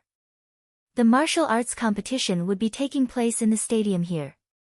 Along the way, Jian-Chen noticed that he was surrounded by freshmen just like him, and they were also heading towards the sports field. Because the elder students all wore a school uniform, Jian-Chen could clearly recognize which ones were freshmen. Although there weren't that many upperclassmen, perhaps they did not have much interest in the freshman competition. When Jian-Chen arrived at the sports field, he could see 5 circles, each 30 feet in diameter, on top of the sports grounds. There were already many people already surrounding it. Jian-Chen arrived at a tree a few meters away from the grounds. Quickly running towards the tree, he pushed off against the tree trunk to jump upwards towards the tree top. Settling down on the tree branch, Jian-Chen started to rest in the shade, since it was still too early for the competition to start. He was in no rush to get there so early, and pointlessly suffer under the blazing sun. Time quickly passed. Soon, it was the time for the competition to start. At this time, the competition arena was already packed with thousands of students. Only a few of them wore student uniforms, everyone else was a new student. However, Jian-Chen noticed that most of the freshman students who had achieved the 9th layer or better, were most definitely from commoner families. He made this judgment based on the new student uniforms they all had to wear. These people were wearing crude and coarse versions. This made sense given that the Jessen kingdom was predominantly comprised of commoners, and children from impoverished families were used to working hard. Thus, these kids worked hard to improve when cultivating Saint Force, and so were capable of reaching the 8th layer and joining Kargath Academy. Aside from those students, the rest of the freshmen seemed to be around 16 to 17 years old. There were even some year-olds. Jian-Chen himself was 15 when he had reached the 8th layer, an achievement that could not be so easily replicated, and so it made Jian-Chen the youngest student there. Despite that, Jian-Chen's physical growth far surpassed anyone else. Although he was really 15 years old, he was built as if he were a few years older. After resting for a while, Jian-Chen hopped to the ground nimbly and walked towards the competition area. Although a crowd was already forming, Jian-Chen didn't try to force his way through. Instead, he calmly stood on the outside. Regarding the freshman martial arts competition, Jian-Chen had no interest in it at all, even watching it didn't seem appealing to him. The only reason he would be participating today was because of the Class 3 Monster Corps. Everyone, quiet down. Suddenly, a loud piercing sound rang out. The cry was so loud, it was heard by everyone in the sports field and everybody immediately became quiet. In an instant, the whole field became absolutely silent. A white-robed, middle-aged man came walking up to the podium. The man looked like any other man his age, with no remarkable features. However, the light in his eyes was so bright, it looked as if he had a saint weapon hidden inside, making people afraid to stare straight into his eyes. Looking at everyone, the man smiled kindly. Speaking loudly in a friendly voice, he said, "Dear students, I am the vice principal of Kargath Academy by N. I will be the one in charge of today's martial arts competition today, as well as being the one who makes up the rules. I am going to presume everyone has already seen the rules on the post board at the school gates, so I won't repeat it. The prize for this year is the same as always. The first place winner will win a Class 3 Monster Core, the runner-up will win the Class 2 Monster Core, and the third place winner will get the Class 1 Monster Core. Other than that, the top 50 participants in this competition will receive a single amethyst coin as a prize." Hearing this, every single student wearing the uniform of the commoners began to cheer in excitement. They did not spend much from day to day and only had simple food as their meal every day. A single gold coin was enough to feed a family of 3 for a month, and an amethyst coin was worth 100 gold coins. Although a monster core was a precious item, but none of them had any high hopes to win one since there were only 3 chances to earn one. But getting a single amethyst coin had 50 chances to be earned. At this moment, pretty much all the students from less privileged families could not help but become more excited. They all inwardly swore to themselves that for the sake of this amethyst coin, they would have to work hard to enter the top 50 spots. Looking at the jubilant expressions on the faces of the commoners, some of the nobles looked on with disdain. A single amethyst coin may not be such a small amount of money to a commoner, but to a noble, it was worth very little. Even Jian Chen had 50 amethyst coins on himself to use as he wished. The freshman martial arts competition began not long after. The students personally drew individual lots to draw tags from within a large container. However, the tags were covered by a piece of paper, making it impossible to see the numbers on them. The 2 pots had different labels. One of the pots were for students who had reached the 8th layer, while the other pot was for those who had reached the 9th layer. This method made sure that no student would fight another student from a different layer and make the outcome of the battle completely predictable from the start. Although Kargath Academy's lowest entry requirement was having reached the 8th Saint Force level, there were always some new people amongst the freshmen every year that were geniuses who were not at all lacking in terms of cultivation. It could also be said that there were a few treasured geniuses that had been given up by the aristocratic families, so there were always freshmen that had already achieved the 9th Saint Force layer admitted to the school every year. Drawing lots did not take long to accomplish, and soon enough it was Jian Chen's turn. Looking at the pot, Jian Chen casually grabbed a single tag from within. Unsealing the tag, he read the words with a relieved look, "Third stage, number 64. Seeing the number on the tag, he inwardly understood clearly that his opponent would be number 136 on the 3rd stage, because this time's competition matched opponents based on finding the 2 numbers that would give a sum of 200. After getting their tags, every student slowly walked towards their respective platforms while Jian Chen walked over to the 3rd platform. The competitions were progressing at a fast rate, as the first round of the competition only took half a day. Because Jian Chen's own opponent was not at all knowledgeable about how to fight with martial arts, Jian Chen had easily won and made his way into round 2. After eating lunch, the freshman martial arts competition continued. However, the number of competitors had decreased by half. It seemed like there were only 500 people present by the end of that first round. The second round was decided in the same way as the first round, with drawing lots. Because the amount of people that remained was far less than that of the first round, it had only took 4 hours to finish. By the end of the second round, 256 students were left standing. Coincidentally, since it was an even number, then there would not be an awkward situation where there would be a student that was left out of the drawings. Immediately heading into the third round, people began to draw lots to find their opponents. By night time, there were only 128 people that advanced onwards, with Jian Chen standing amongst them with a lazy expression. Leaving the competition grounds, Jian Chen noticed that the sky had long since darkened. He rubbed at his protesting stomach and shook his head with slight disappointment. In his previous world, he could have gone several days and nights without eating and still not feel hungry. Now that he was used to 3 meals a day, he now felt hungry after skipping a single meal, leaving Jian Chen to feel slightly disappointed with himself. Soon, Jian Chen arrived at the dining hall. After receiving his food, he found an empty seat and began to eat. Although the food was simple, completely incomparable to what he had in the Changyang household, Jian Chen still ate it with relish. Since the current freshman martial arts competition had just ended, the current number of people present in the dining hall was not any less than usual. In fact, there were so many people that not long after Jian Chen sat down, all of the seats in the dining hall had been filled. There were still many people who couldn't find available spaces. Although Jian Chen was sitting alone at a table, not a single person dared to sit together with him, since all the other students there were peasants. How could they possibly dare to sit with Jian Chen, who was wearing luxurious clothing? It was obvious at first glance that he was from an aristocratic family. Pang.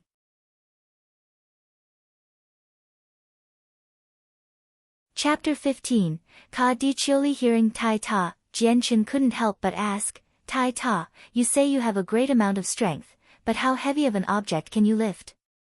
When I was back at home, I could lift a 200-kilogram rock. He said quite arrogantly with a face full of pride. Jian Chen's face went blank as he heard that answer. This was a monster of a student. A 200-kilogram rock was impossible to lift for the average adult. But for a young boy like Tai Ta to be able to lift such a titanic rock, Jian Chen could only feel awe from this fact.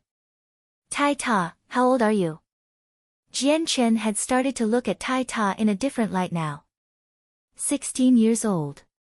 Tai Ta said as he munched on his food. His chewing caused his words to be almost inaudible. Jian Chen's impression of him grew even more as he said, Tai Ta, did you have this strength since you were a kid?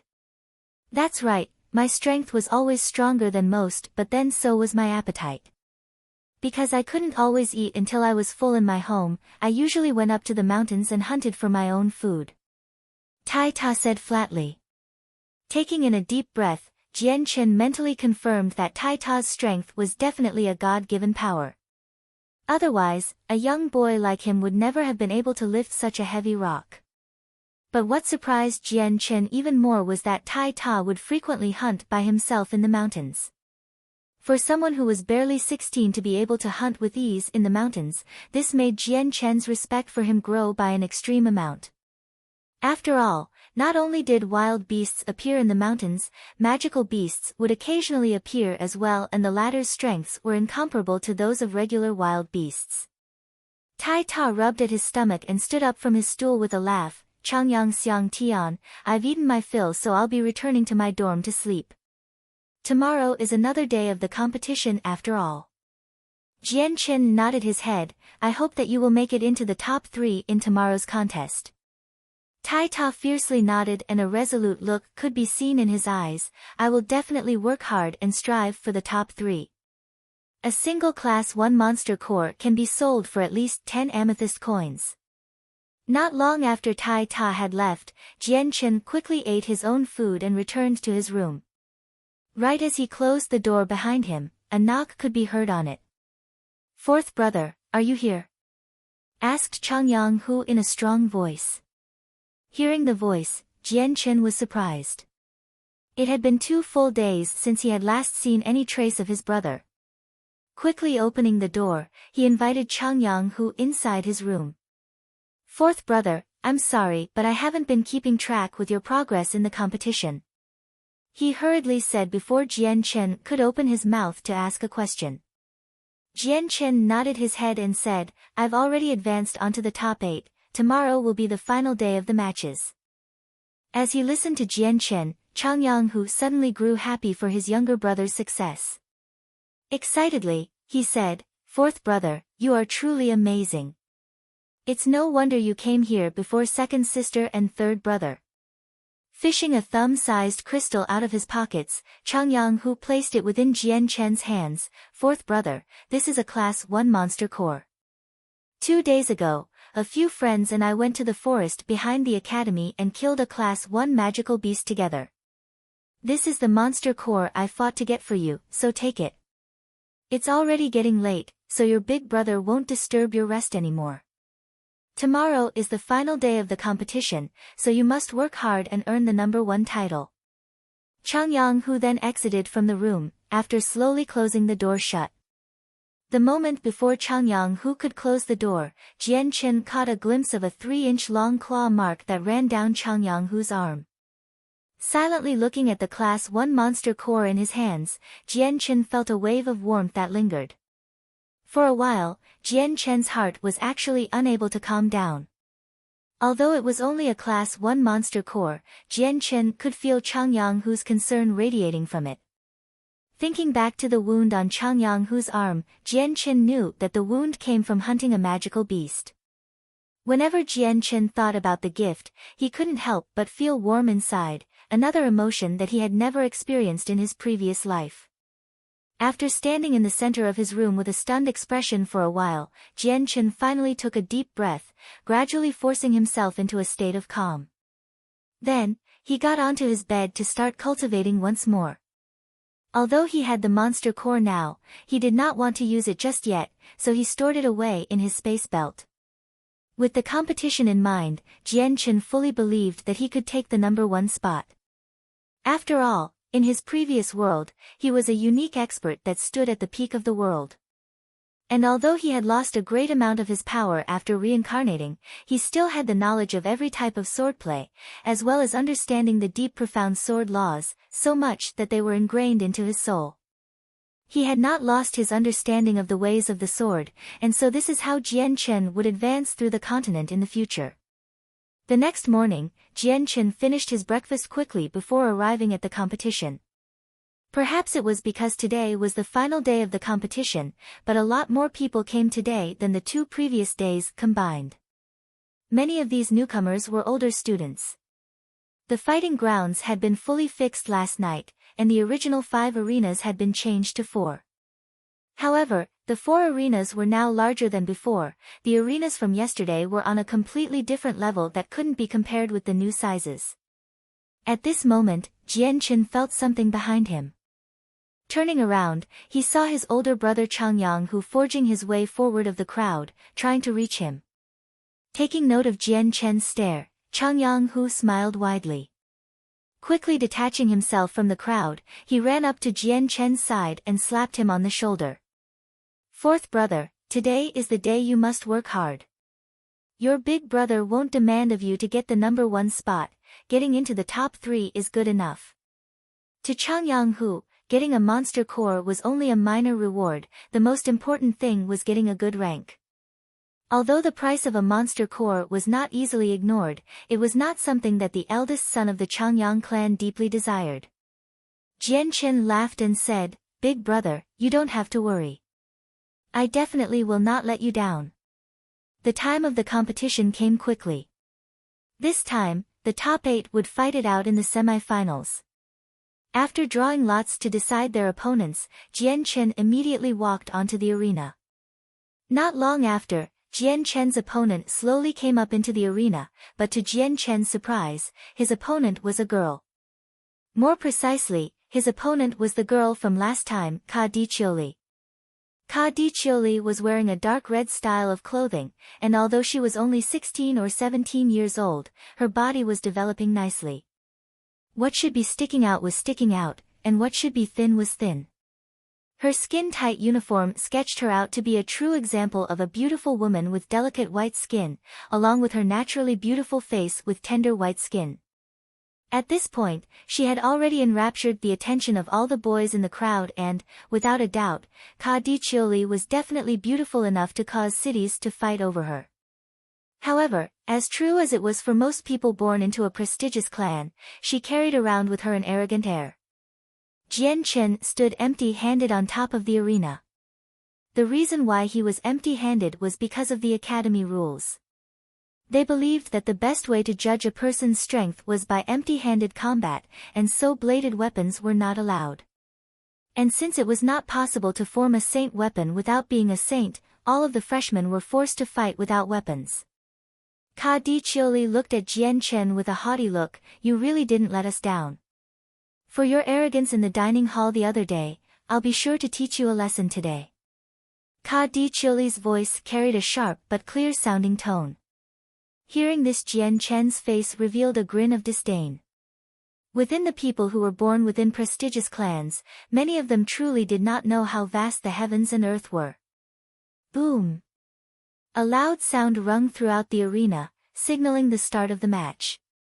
Because all 4 of the arenas were in the same place, the moment the gong was heard, all 8 participants simultaneously started to move and began to fight. Ka Di Chili quickly strode towards Jian Chen, but when she was within 3 meters from him, she suddenly jumped up into the air to deliver a flying jump kick towards his face. Although Ka Di Chili was young, she was fairly strong since she was already at the 9th Saint Force layer. Jian Chen stood in place without moving a single step. As Ka Di Chili's foot got closer to his face, he tilted his neck sideways, allowing the kick to merely graze past the side of his head. Ka Di Chili's reaction speed was fairly fast. The moment she realized her kick didn't connect, she swung out at his nose with a Saint Force enhanced fist.